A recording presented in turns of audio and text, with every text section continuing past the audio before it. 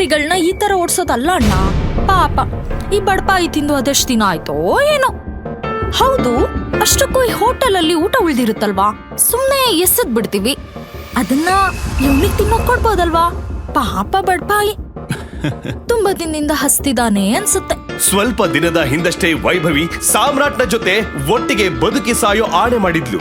ಆದ್ರೆ ಇವತ್ತು ಅವಳು ಅವನ ಎದುರೇ ಭಿಕಾರಿ ತರ ನಡ್ಸ್ಕೊಳ್ತಿದ್ಲು. ನನಗ್ ವಿಶ್ವಾಸನೇ ಆಗ್ತಿಲ್ಲ ಬೇಬ್, ಈ ನಿನ್ ಬಾಯ್ ಫ್ರೆಂಡ್ ಅಂತ. ಜಗನ್ನ ಈ ಮಾತನ್ನ ಕೇಳಿ ಸಾಮ್ರಾಟ್ನ ಕೋಪಕ್ಕೆ ಮಿತಿನೇ ಇರ್ಲಿಲ್ಲ. ಆದ್ರೆ ಅವನು ಇನ್ನೇನೋ ಹೇಳ್ಬೇಕು ಅಷ್ಟರಲ್ಲಿ ಅಲ್ಲಿಗೆ ಐಷಾರಾಮಿ ಕಾರೊಂದು ಬಂದು ನಿಲ್ತು. ಅಕ್ರಮ್ ಸರ್ ಬಂದ್ರು. ಆ ಕಾರ್ ನಿಲ್ತಿದ್ದ ಹಾಗೆ ಗೇಟ್ ಹತ್ರ ನಿಂತಿದ್ದ ಎಲ್ಲಾ ಗಾರ್ಡ್ಸ್ ಆ ಕಾರಿನ ಬಳಿ ಓಡ್ ಬರ್ತಾರೆ. ಆಗಲೇ ಆ ಕಾರಿಂದ ಹೋಟೆಲ್ ನ ಮಾಲೀಕ ಅಕ್ರಮ್ ಇಳಿತಾನೆ. ಕಾರಿಂದ ಕೆಳಗೆ ಇಳಿಯುತ್ತಿದ್ದಂತೆ ಅಕ್ರಮ್ನ ನೋಟ ಹೋಟೆಲ್ ನಲ್ಲಿ ಸೇರಿದ ಜನರ ಕಡೆ ಹರಿಯುತ್ತೆ. ಸಾಮ್ರಾಟ್ ನನ್ನು ಗಾರ್ಡ್ಸ್ ಸುತ್ತುವರೆದ ಕಡೆ ಆ ಗುಂಪನ್ನ ನೋಡ್ತಿದ್ದ ಹಾಗೆ ಅಕ್ರಮ್ ಆ ಗಾರ್ಡ್ಸ್ ಗಳನ್ನ ಕೇಳ್ತಾನೆ, ಹೋಟೆಲ್ ನ ಲಾಬಿಲಿ ಇಷ್ಟೊಂದು ಜನ ಯಾಕೆ ಸೇರಿದ್ದಾರೆ? ಗೊತ್ತಿಲ್ಲ ಸರ್, ಯಾರೋ ಭಿಕಾರಿ ಹೇಳ್ತಿದ್ದ ನೀವೇ ಅವನ್ನ ಕರೆದ್ರಿ ಅಂತ. ನಾನ್ ನಿನಗೆ ಎಷ್ಟು ಸಲ ಹೇಳಿದ್ದೀನಿ ನನ್ನ ಹೋಟೆಲ್ ನಲ್ಲಿ ಈ ತರ ಜನರನ್ನ ಸೇರಿಸಬೇಡ ಅಂತ. ಎತ್ಕೊಂಡು ಹೋಗಿ ಹೊರಗಾಕಿ ಅವನ್ನ.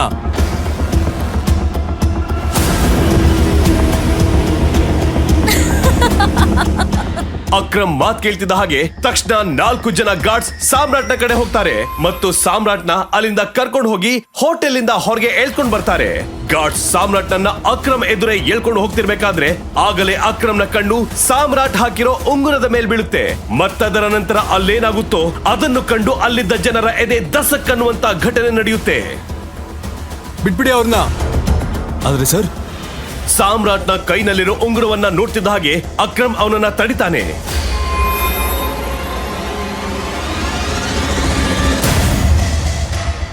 ಟೈಗರ್. ಮತ್ತಲ್ಲಿ ಕರೋಡ್ಪತಿಯಾಗಿರೋ ಅಕ್ರಮ್ ಸಾಮ್ರಾಟ್ನ ಕಾಲಿಗೆ ಬೀಳ್ತಾನೆ.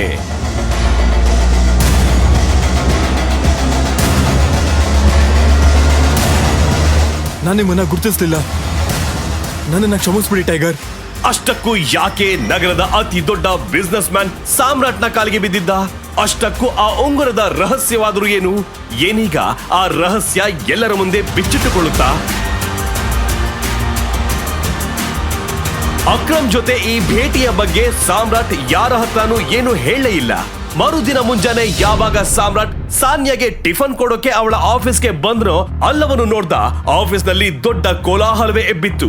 ಆದ್ರೂ ಅವನು ಕಿವಿಗೆ ಹೆಡ್ಫೋನ್ಸ್ ಹಾಕೊಂಡು ಅವನ ಗುಂಗಲ್ಲೇ ತುಂಬಾ ಖುಷಿಯಾಗಿದ್ದ. ಈ ಕೋಲಾಹಲಕ್ಕೆ ರೀಸನ್ ಆಗ ತಾನೇ ಬಂದಿದ್ದ ಬ್ರೇಕಿಂಗ್ ನ್ಯೂಸ್ ಆಗಿತ್ತು. Breaking news. ಎಸ್ಕೆ ಇಂಡಸ್ಟ್ರೀಸ್ ನ ದಿಕ್ಕು ಬದಲಾಗೋಕೆ ಈ ಟೆಂಡರ್ ಕೊನೆಯ ನಂಬಿಕೆಯಾಗಿತ್ತು. ಮಾರ್ಕೆಟ್ ನಲ್ಲಿ ಈ ಸುದ್ದಿಯಿಂದ ಎಸ್ಕೆ ಇಂಡಸ್ಟ್ರೀಸ್ ಶೇರ್ ನಲ್ಲಿ ಭಾರಿ ನಷ್ಟ ಆಗಿದೆ. ಸಾನ್ಯಾ ಮುಳುಗ್ತಿರೋ ಕಂಪನಿನ ಹೇಗೆ ಮೇಲೆತ್ತಾಳೆ? Guys, the situation doesn't look good. ಇದು ನಮ್ಮ ಕೊನೆಯ ನಂಬಿಕೆಯಾಗಿತ್ತು, ಎಸ್ಕೆ ಇಂಡಸ್ಟ್ರೀಸ್ ನ ರಿವೈವ್ ಮಾಡೋದಕ್ಕೆ. ಚಿರಾಗ್ ಸಾನ್ಯಾ ಸ್ನೇಹಿತ ಹಾಗೂ ಬಿಸ್ನೆಸ್ ಪಾರ್ಟ್ನರ್ ಆಗಿದ್ದ. ತಾತ ತೀರಿ ಹೋದ ನಂತರ ಬಿಸ್ನೆಸ್ ನೋಡ್ಕೊಳ್ಳೋದಕ್ಕೆ ಸಾನ್ಯಾ ಚಿರಾಗ್ ನನ್ನ ತನ್ನ ಪಾರ್ಟ್ನರ್ ಮಾಡ್ಕೊಂಡಿದ್ಲು. ಅಷ್ಟಕ್ಕೂ ಅವನಿಗೆ ಸಾನ್ಯಾ ಲೈಫ್ ಪಾರ್ಟ್ನರ್ ಆಗ್ಬೇಕಿತ್ತು. ಆದ್ರೆ ಸಾನ್ಯಾ ತಾತ ಸಾಯೋಕ್ಕೂ ಮುಂಚೆ ಬಲವಂತದಿಂದ ಸಾನ್ಯಾ ಮದ್ವೆ ಒಬ್ಬ ಬಡ ಡೆಲಿವರಿ ಬಾಯ್ ಸಾಮ್ರಾಟ್ ಜೊತೆ ಮಾಡಿಸಿದ್ರು. ಸಾನ್ಯಾ ಏನನ್ನು ಮಾತಾಡದೆ ಚಿಂತೆಯಲ್ಲಿ ಕುರ್ಚಿ ಮೇಲೆ ಕುಳಿತಿದ್ಲು. ಆಗ ಅವಳ ಪಕ್ಕದಲ್ಲಿ ಕುಳಿತಿದ್ದ ಕಂಪನಿಯ ಚೀಫ್ ಫೈನಾನ್ಷಿಯಲ್ ಆಫೀಸರ್ ಮಾರ್ಕೋ ಹೇಳ್ದ, ಸಾನ್ಯಾ, ಟೆಂಡರ್ ಸಿಗದೇ ಇರೋ ಕಾರಣಕ್ಕೆ ನಮ್ಮ ಎಲ್ಲ ಇನ್ವೆಸ್ಟರ್ಸ್ ಅವರು ನಮ್ಮ ಕಂಪ್ನಿಯಿಂದ ಹಿಂದೆ ಸರಿದಿದ್ದಾರೆ. And the balance sheet also doesn't look good.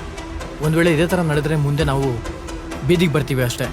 ಮಾರ್ಕ್ರೋ, you know very well, ಈ ಕಂಪನಿನ ಕಟ್ಟಿ ಬೆಳೆಸೋಕೆ ತಾತ ರಕ್ತನೇ ಹರಿಸಿದ್ದಾರೆ. ವರ್ಷಾನ್ಗಟ್ಲೆ ನಮ್ ಶ್ರಮದಿಂದ ಕೇವಲ ನಮ್ ದೇಶದಲ್ಲ ವಿದೇಶದಲ್ಲೂ ಕೂಡ ಎಸ್ಕೆ ಇಂಡಸ್ಟ್ರೀಸ್ ತನ್ನದೇ ಛಾಪು ಮೂಡಿಸಿದೆ. ಕ್ಷಣ ಮಾತ್ರದಲ್ಲೇ ಇದೆಲ್ಲ ಹೇಗ್ ಹಾಳಾಗೋಗುತ್ತೆ? ಈ ತರ ಆಗೋಕ್ ಸಾಧ್ಯನಿಲ್ಲ. ಯಾವ್ದಾದ್ರೂ ಒಂದ್ ದಾರಿ ಇದ್ದೇ ಇರುತ್ತೆ. ಸಾನಿಯಾ, ನಿಮ್ಮ ತಾತನ ಕಾಲದಲ್ಲಿ ತುಂಬಾ ಸ್ಟ್ರಾಂಗ್ ಆಗಿರೋ ನಮ್ಮ ಅಸೋಸಿಯೇಟ್ಸ್ ಇದ್ರು. ಅವ್ರ ಜೊತೆ ಚಿರಾಗ್ನ ಇನ್ಸ್ಟ್ರಕ್ಷನ್ಸ್ ಪ್ರಕಾರ ನಾವು ನಮ್ಮ ಡೀಲ್ ನ ಅಂತ್ಯ ಮಾಡಿದ್ವಿ, ಮರ್ಜ್ ಮಾಡೋ ಪ್ರಯತ್ನ ಪಟ್ವಿ. ಓ ದೇಸಾಯಿಗಳೇ, ನಾಟ್ ಅಗೇನ್. ಈ ನ್ಯೂಸ್ ನಂತರ ನಮ್ ಜೊತೆ ಯಾರು ಮರ್ಜರ್ ಮಾಡ್ಕೊಳ್ಳಕ್ಕೆ ಮುಂದೆ ಬರಲ್ಲ. That's not an option. ಮಾರ್ಕ್ರೋ, ಲೆಟ್ಸ್ ಸಿ ಯುವರ್ ಪ್ಲಾನ್.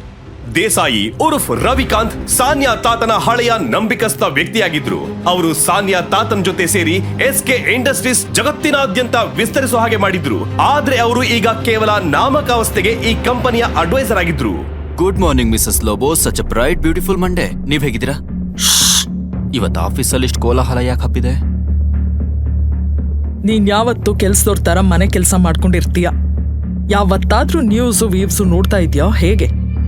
ಇಷ್ಟು ದೊಡ್ಡ ಇಂಡಸ್ಟ್ರಿ ಮನೆ ಅಳಿಯ ನೀನು. ಬಿಸ್ನೆಸ್ ಬಗ್ಗೆ ಮಾಹಿತಿ ತಿಳ್ಕೊಂಡಿರೋ.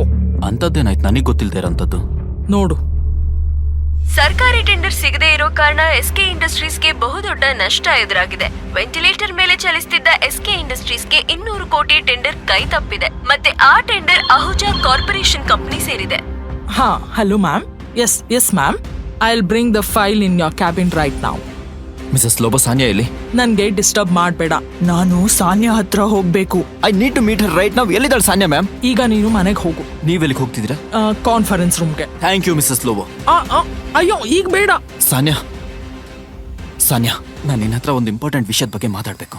ಸಾಮ್ರಾಟ್ ಈ ತರ ಬಂದಿದ್ ನೋಡಿ ಎಲ್ರೂ ಗಾಬರಿ ಆಗೋಗ್ತಾರೆ. ಎಲ್ರಿಗೂ ತುಂಬಾ ಚೆನ್ನಾಗಿ ಗೊತ್ತಿತ್ತು ಸಾಮ್ರಾಟ್ ಎಸ್ಕೆ ಪರಿವಾರದ ಒಬ್ಬ ಯೂಸ್ಲೆಸ್ ಮನೆ ಅಳಿಯ ಎಂದು. ಸಾಮ್ರಾಟ್ ಗೆಟ್ ಔಟ್ ಈಗ ಆಗಲ್ಲ. ಸಾನ್ಯಾ, ನಿನ್ನ ಈ ಸಂಕಷ್ಟದಿಂದ, ನಿಮ್ಗೆಲ್ರೂ ಈ ಸಂಕಷ್ಟದಿಂದ ನಾನು ಹೊರಗೆ ತರ್ತೀನಿ. ನನ್ನ ಹತ್ರ ದಾರಿ ಇದೆ. ನನಗೆ 5 ನಿಮಿಷ ಟೈಮ್ ಕೊಡು. ಸಾಮ್ರಾಟ್ ಇಷ್ಟು ಹೇಳ್ತಿದ್ದ ಹಾಗೆ ಚಿರಾಗ್ ತನ್ನ ಕುರ್ಚಿಯಿಂದ ಎದ್ದು, ಇದು ಕಾನ್ಫರೆನ್ಸ್ ರೂಮ್. ನಿನಗೆ ಎಷ್ಟು ಧೈರ್ಯ ಇರಬೇಕು ಕಂಪನಿ ಬಗ್ಗೆ ಮಾತಾಡೋದಕ್ಕೆ? ಸಾನ್ಯಾ, ಮೊದಲು ಈ ವ್ಯಕ್ತಿನ ಕಂಪ್ನಿಯಿಂದ ಹೊರಗೆ ಹಾಕು. ಇವ್ನು ಯಾವಾಗ ಈ ಕಂಪನಿಗೆ ಎಂಟರ್ ಆದ್ನೋ ಅವಾಗಿಂದ ಈ ಕಂಪನಿ ಎಕ್ಕುಟ್ ಹೋಗಿದೆ. ಸಾನ್ಯಾ, ಮೊದಲು ಇದನ್ನ ಸರಿ ಮಾಡು. ಏಯ್, ನಡಿಯೋ ಇಲ್ಲಿಂದ. ಚಿರಾಗ್ ಸಾಮ್ರಾಟ್ ನನ್ನ Security. ಕಾನ್ಫರೆನ್ಸ್ ರೂಮ್ ನಿಂದ ಹೊರ ಹಾಕ್ತಾನೆ. ಸೆಕ್ಯೂರಿಟಿ, ಎಳ್ಕೊಂಡು ಹೋಗಿ ಮನುಷ್ಯನ ಹೊರಗೆ ಬಿಸಾಕಿ. ಜನರಿಗೆ ಸಾಮ್ರಾಟ್ನ ಪರಿಸ್ಥಿತಿ ಕಂಡು ಅನುಕಂಪ ಉಂಟಾಯ್ತು. ಮತ್ತವರು ಚಿರಾಗ್ನ ರಿಕ್ವೆಸ್ಟ್ ಮಾಡ್ತಾ ಹೇಳ್ತಾರೆ, sir, I will take off this matter. You can go inside the meeting. ಹೌದಾ? ನೀವು ಫೈಲ್ಸ್ ತಗೊಂಡ್ ಬಂದ್ರ? ಎಸ್. ಸರಿ, ಕೊಡಿ ನನಗೆ. ಕೋಪದಿ ಕೆಂಪಾದ ಚಿರಾಗ್ ವಾಪಸ್ ಕಾನ್ಫರೆನ್ಸ್ ರೂಮ್ಗೆ ಹೋಗ್ತಾನೆ. ನಡಿ. ಬಿಡಿ ಅವರನ್ನ. ಇವರು ಕಳ್ರೋ ಕಾಕ್ರೋ ಅಲ್ಲ. ಇವರು ನಿಮ್ ಸಾನ್ಯಾ ಮೇಡಮ್ನ ಗಂಡ, ಮತ್ತೆ ಈ ಎಸ್ಕೆ ಪರಿವಾರದ ಮನೆ ಅಳಿಯ. ಮರ್ತಿದ್ದೀರೇನು ಇದನ್ನೆಲ್ಲ ನೀವುಗಳು? Thank you Mrs Lobo.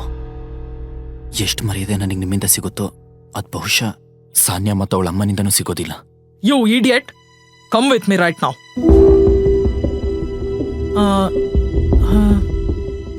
ನೀನು ಕೆಳಗೆ ಏನೇನೋ ಮಾತಾಡ್ತಾ ಇದ್ದೆ. ಕಂಪ್ನಿನ ಕ್ರೈಸಿಸ್ ಇಂದ ಹೊರಗೆ ತರೋದಾಗಿ. ಅದು ಹೇಗೆ? ನಂಗೂ ಹೇಗೆ ಅಂತ ಗೊತ್ತಿಲ್ಲ ಮಿಸಸ್ ಲೋಬೋ. ಆದರೆ ನಾನು ಸಹಾಯ ಮಾಡಬೇಕು ಅಂದರೆ ನನಗೆ ಕೆಲವು ಇನ್ಫಾರ್ಮೇಶನ್ ಬೇಕು. ಅದಿಲ್ಲದೆ ಐ ಆಮ್ ಹೆಲ್ಪ್ಲೆಸ್. ಯಾವ ಥರ ಇನ್ಫಾರ್ಮೇಶನ್? ನನಗೆ ಈ ಕಂಪ್ನಿಯ ಇನ್ವೆಸ್ಟರ್ಸ್ಗಳ ಡೀಟೇಲ್ಸ್ ಬೇಕು, ಶೇರ್ ಹೋಲ್ಡರ್ಸ್ ಲಿಸ್ಟ್ ಬೇಕು, ಬ್ಯಾಲೆನ್ಸ್ ಶೀಟ್ನ ನೋಡಬೇಕು. ಅದು ಯಾವುದೂ ಇಲ್ಲದೆ ನಾನು ಏನೂ ಮಾಡೋಕ್ಕಾಗಲ್ಲ. ಈಗಷ್ಟೇ ನೀನೇ ನೋಡ್ದೆ ಅಲ್ವಾ ಏನಾಯ್ತು ಅಂತ. ಮತ್ತೆ ಇದೆಲ್ಲ ಆದ್ಮೇಲೆ ಕಂಪನಿ ಯಾವ ಎಂಪ್ಲಾಯ್ ಕೂಡ ನಿನಗೆ ಸಹಾಯ ಮಾಡೋದಿಲ್ಲ. ಹೀಗಿರುವಾಗ ಏನ್ ಮಾಡೋದು? ನನ್ಗೆ ಸಹಾಯ ಮಾಡೋಕೆ ಒಬ್ಬ ವ್ಯಕ್ತಿ ಇದ್ದಾರೆ. ಯಾರು? ರವಿಕಾಂತ್ ದೇಸಾಯಿ ಸರ್. ಅವರು ಸಾನ್ಯಾ ಗ್ರ್ಯಾಂಡ್ ಫಾದರ್ಗೆ ತುಂಬಾ ಕ್ಲೋಸ್ ಆಗಿದ್ರು. ಎಲ್ಲವೂ ಚೆನ್ನಾಗೇ ಇತ್ತು. ಆದ್ರೆ ಚಿರಾಗ್ ಎಲ್ಲರನ್ನು ಸೈಡಿಗೆ ಹಾಕಿ ಎಲ್ಲರನ್ನು ವೇಸ್ಟ್ ಮಾಡಿದ್ನಲ್ವಾ. ಆದ್ರೆ ಒಂದ್ ಮಾತು ಹೇಳ್ತೀನಿ, Ravikant Desai is a chain smoker. ಪ್ರತಿ ಗಂಟೆ ಇಲ್ಲಿಗೆ ಬರ್ತಾರೆ ಸಿಗರೇಟ್ ಸೇದೋಕೆ. ನೀನಿಲ್ಲಿ ಅವರಿಗೋಸ್ಕರ ವೆಯ್ಟ್ ಮಾಡು. ಅವ್ರ ಜೊತೆ ಟ್ರೈ ಮಾಡು ಮಾತಾಡೋಕೆ. ಅವರನ್ನ ಕನ್ವಿನ್ಸ್ ಮಾಡೋಕೆ ಪೂರ್ತಿ ಅಂದ್ರೆ ಪೂರ್ತಿ ಪ್ರಯತ್ನ ಪಡು. I am sure you can do it. Okay, ಈಗ ನಾನು ಹೋಗ್ಬೇಕು. All the best.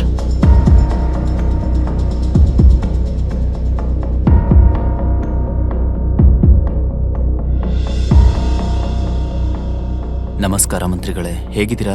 ಅರೆ ಸಾಮ್ರಾಟ್ ಸರ್, ನೀವು ನಮಗ್ ಫೋನ್ ಮಾಡಿದಿರಾ? ನಮ್ ಭಾಗ್ಯವೇ ಬದಲಾದಾಗಾಯ್ತು. ಅಯ್ಯೋ, ಆ ಥರ ಏನೂ ಇಲ್ಲ. ನನಗೊಂದು ಸಣ್ಣ ಕೆಲಸ ಆಗ್ಬೇಕಿತ್ತು ನಿಮ್ಮಿಂದ. ಒಬ್ಬ ಬಡ ಡೆಲಿವರಿ ಬಾಯ್ ಸಾಮ್ರಾಟ್ಗೆ ಮಂತ್ರಿ ಜೊತೆ ಹೇಗೆ ಪರಿಚಯ ಇತ್ತು? ಮಂತ್ರಿ ಅವರು ಸಾಮ್ರಾಟ್ ಜೊತೆ ಇಷ್ಟು ವಿನಮ್ರತೆಯಿಂದ ಯಾಕೆ ಮಾತಾಡ್ತಿದ್ರು? ಫೋನ್ ನಲ್ಲಿ ಸಾಮ್ರಾಟ್ ಮಂತ್ರಿಗೆ ಏನೋ ಅರ್ಥ ಮಾಡಿಸ್ತಿದ್ದ. ಆಗಲೇ ರವಿಕಾಂತ್ ದೇಸಾಯಿ ಉರ್ಫ್ ರವಿಕಾಂತ್ ಅಲ್ಲಿಗೆ ಬಂದ್ರು. ಹಾಗೆ ಫಾರಿನ್ ಡೀಟೇಲ್ಸ್ನ ಪತ್ತೆ ಹಚ್ಚಿ ಮಂತ್ರಿಗಳೇ. ನಂತರ ನನಗೆ ಕಾಲ್ ಬ್ಯಾಕ್ ಮಾಡಿ. ಈಗ ನಾನು ಫೋನ್ ಇಡ್ತೀನಿ. ಸರಿ.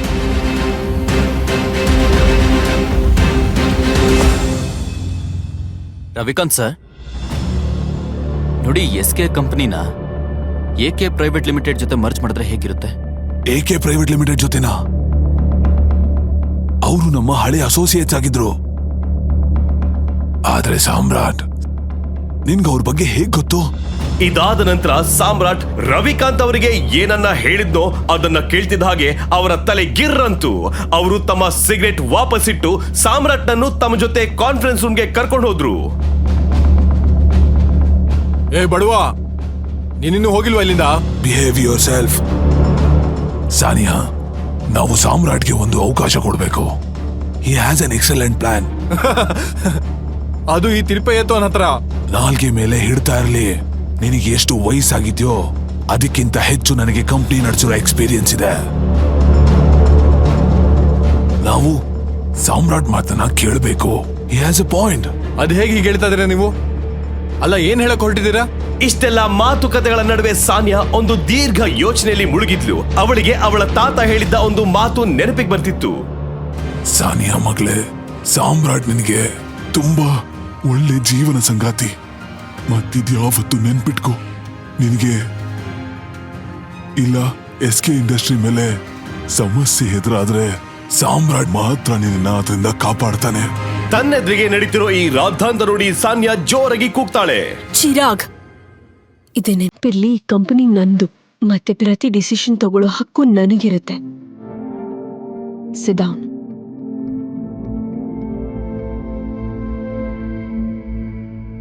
ಸಾಮ್ರಾಟ್, ಕೂತ್ಕೋ, ಮತ್ತೆ ಏನ್ ಮಾಡ್ತೀಯ ಮಾಡು.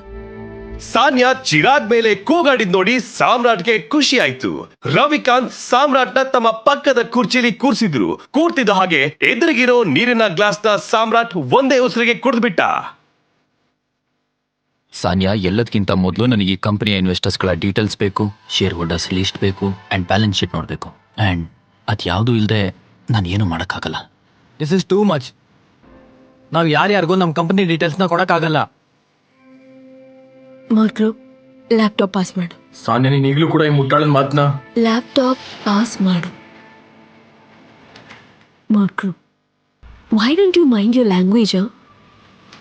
ಯಾಕೆ ಮರ್ತೋಯ್ತ ಸಾಮ್ರಾಟ್ ನನ್ನ ಪತಿ ಅನ್ನೋದು? 2 ವರ್ಷಗಳಲ್ಲಿ ಮೊದಲನೇ ಸಲ ಸಾಮ್ರಾಟ್ ಸಾನ್ಯಾಗಾಗಿ ಹೋರಾಡೋದನ್ನ ನೋಡಿದ್ಲು.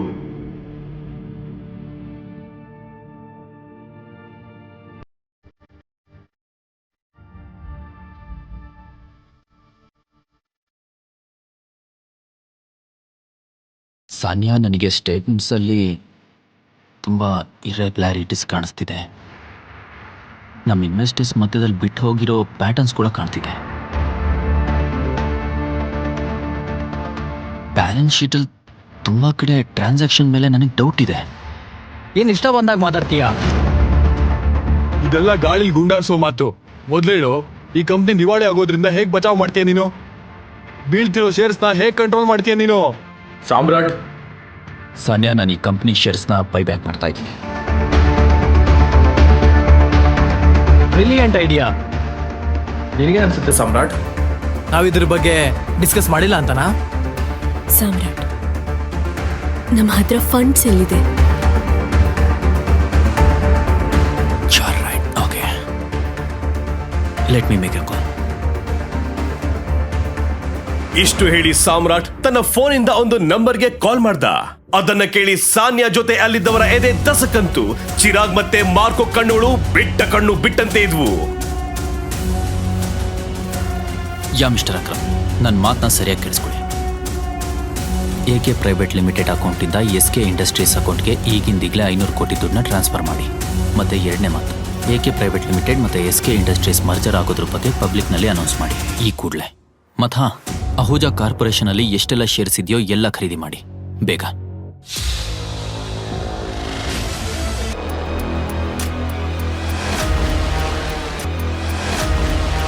ಈಗ ತಾನೇ ನ್ಯೂಸ್ ಬಂತು ಟೈಗರ್ ವಾಪಸ್ ಬಂದಿದ್ದಾನೆ ಅಂತ. ನೀವು ಹೇಳಿದ್ರೆ ಈಗ ಬೇಡ, ಈಗ ತಾನೇ ಅಲ್ವಾ ಬಂದಿರೋದು. ಸ್ವಲ್ಪ ಕುಣಿದು ಕುಪ್ಪಳಿಸ್ಲಿ ಬಿಡು. ಆಮೇಲೆ ಈ ಸಾರಿ ಅವನನ್ನ ಪಂಜರಕ್ಕೆ ಹಾಕೋ ತಪ್ಪು ಮಾತ್ರ ಮಾಡಬೇಡ.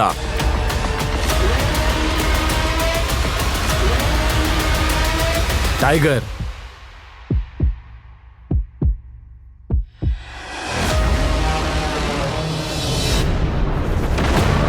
ಕಳ್ಳ ಕಳ್ಳ, ಸಾಮ್ರಾಟ್ ಹಿಡಿ, ಸಾಮ್ರಾಟ್ ಹಿಡಿ ಆ ಕಳ್ಳನ. ಛೀ, ಎಂತ ದಂಡ್ಪಿಂಡನೋ ನೀನು. ಏನಾದ್ರೂ ಮಾಡೋ, ಓಡೋ ಅವನ ಹಿಂದೆ. ಸಾನ್ಯಾ, ಅದು ನಿನ್ ಕೈಲಿ ಏನೂ ಆಗಲ್ಲ. ಪ್ಲೀಸ್, ಯಾರಾದ್ರೂ ಹಿಡಿದೇ ಆ ಕಳ್ಳನ. ಅದು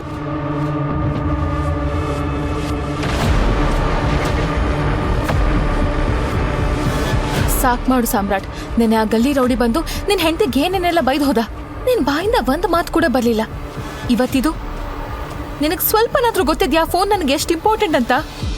ಯು ನೋ ವಾಟ್, ನಿನ್ನಂತ ಗಂಡ ಇದನ್ನಲ್ಲ ಅಂತ ನಾಚಿಕೆ ಆಗುತ್ತೆ. ನಮ್ಮಪ್ಪ ಮನ್ಸ್ ಮಾಡಿದ್ರೆ ಯಾವ್ದಾದ್ರು ಬಾಲಿವುಡ್ ಸ್ಟಾರ್ ಜೊತೆ ನನ್ನ ಮದ್ವೆ ಮಾಡಿಸ್ತಿದ್ರು. ಆದ್ರೆ ನಮ್ ತಾತ ನಿನ್ನಂತ ಸೋಮಾರಿ ಹೇಡಿ ಜೊತೆ ಯಾಕೆ ನನ್ ಮದ್ವೆ ಮಾಡಿಸಿದ್ರು ಏನೋ. ಓ ಗಾಡ್. ಸಾಮ್ರಾಟ್ ಒಬ್ಬ ಬಡ ಮತ್ತು ಅನಾಥ ಹುಡುಗ.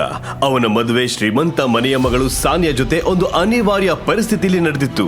ಸಾನಿಯಾಳ ಖರ್ಚು ನೋಡ್ಕೊಂಡು ಅವಳನ್ನ ಖುಷಿಯಾಗಿಡಷ್ಟು ಯೋಗ್ಯತೆ ಸಾಮ್ರಾಟ್ಗೆ ಇರಲಿಲ್ಲ. ಅತ್ತೆ ಮನೆಯಲ್ಲಿ ಅವನಿಗೆ ಕಾಸಿನ ಕಿಮ್ಮತ್ತು ಇರಲಿಲ್ಲ. ಸಾಮ್ರಾಟ್ ಕೆಲಸದವರಿಂದಲೂ ಬಯಸ್ಕೊಳ್ತಿದ್ದ. ಅಯ್ಯೋ ಮನೆ ಅಳಿಯ, ಈಗ ತಾನೇ ನೆಲ ಒರೆಸಿದೀನಿ. ನೀನ್ ನೋಡಿದ್ರೆ ಚಪ್ಪಲಿ ಹಾಕೊಂಡು ನಿಮ್ಮ ಅಪ್ಪನ ಮನೆ ಅನ್ಕೊಂಡು ಎಲ್ಲಾ ಕಡೆ ಓಡಾಡ್ತಿದ್ಯಲ್ಲೋ. ಸಾರಿ, ನಾನ್ ನೋಡ್ಲಿಲ್ಲ. ಆದ್ರೆ ನಮ್ಮ ಅಪ್ಪನ ಬಗ್ಗೆ ಮಾತಾಡಕ್ ನಿಂಗೆ ಎಷ್ಟು ಧೈರ್ಯ? ಓಹೋ, ನೀನ್ ಅಷ್ಟೊಂದ್ ದೊಡ್ಡ ಶ್ರೀಮಂತನ್ ಮಗ ಆಗಿದ್ರೆ ಇಲ್ಲಿ ಮನೆ ಅಳಿಯ ಆಗಿ ಸಾನಿಯಾ ಕೊಡೋ ಎಂಜಲ್ ಕಾಸಲ್ಲಿ ಯಾಕೋ ಬದುಕ್ತಾ ಇದ್ಯಾ ಹೇಳು?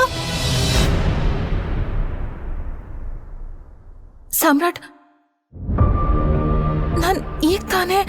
ನಾನು ಇನ್ನೊಂದು ಫೋನಲ್ಲಿ ವಾಟ್ಸ್ಆಪ್ ನೋಡ್ದೆ. ಯಾವ ಕಳ್ಳ ನನ್ ಫೋನ್ ಕದ್ನೋ ಅವ್ನು ನನ್ನ ಫ್ರೆಂಡ್ ಚೈತ್ರಾಲಿಗೆ ಸಾನಿಯಾ ಅಂತ ಮೆಸೇಜ್ ಮಾಡಿ ಯಾವ್ದೋ ಗೊತ್ತಿಲ್ಲ ಜಾಗಕ್ಕೆ ಬಾ ಅಂತ ಕರ್ತಿದ್ದಾನೆ. ಅವಳು ಹೋಗ್ಬಿಟ್ಟಿದ್ದಾಳೆ ಸಾಮ್ರಾಟ್. ನನಗ್ ತುಂಬಾ ಭಯ ಆಗ್ತಿದೆ, ಅವಳಿಗೇನಾದ್ರೂ ಹೆಚ್ಚು ಕಮ್ಮಿ ಆದ್ರೆ ಅಂತ. ಇದನ್ನ ಕೇಳಿದ ತಕ್ಷಣ ತನ್ನ ರೂಮ್ ಅಲ್ಲಿದ್ದ ಸಾನ್ಯಾಳ ತಾಯಿ ಶರ್ಮಿಳಾ ಅಲ್ಲಿಗೆ ಬಂದು ಹೇಳಿದ್ರು, ಸಾನ್ಯಾ, ಇದೇನ್ ಆಗ್ತಿದೆ ಅಂತ? ನಿನ್ ಮೊಬೈಲ್ ಕಳ್ತನ ಆಯ್ತಾ? ಅರೆ, ಅರ್ಧ ಗಂಟೆ ಮುಂಚೆನೆ ನಿನ್ ಮೊಬೈಲ್ ನಿಂದ ನನ್ಗೊಂದ್ ಮೆಸೇಜ್ ಬಂತು, ಒಂದ್ ನಂಬರ್ಗೆ 10 ಲಕ್ಷ ರೂಪಾಯಿ ಟ್ರಾನ್ಸ್ಫರ್ ಮಾಡು ಅಂತ. ನಾನ್ ಮಾಡ್ಬಿಟ್ಟೆ. ಟ್ರಾನ್ಸ್ಫರ್ ಯಾಕೆ ಮಾಡಿದ್ರಿ? ಅಯ್ಯೋ ದೇವ್ರೆ. ಇದನ್ನ ಕೇಳಿದ ತಕ್ಷಣ ಸಾನ್ಯಾಳ ಗಂಟಲು ಒಣಗೋಯ್ತು. ಆ ಕಳ್ಳ ತನ್ನ ಫ್ರೆಂಡ್ ಚೈತಾಲಿಗೆ ಏನಾದ್ರೂ ಮಾಡಬಹುದು ಅನ್ನೋ ಒಂದು ಭಯ ಅವಳನ್ನ ಕಾಡ್ತಿತ್ತು. ಸಾಮ್ರಾಟ್, ನೀನ್ ನನ್ ಜೊತೆನೆ ಇದೆಯಲ್ಲ, ಆಗ ಒಂಚೂರ್ ಧೈರ್ಯ ತೋರ್ಸಿದ್ರೆ ಆ ಕಳ್ಳ ಸಿಕ್ಕಾಕೊಳ್ಳೋನು.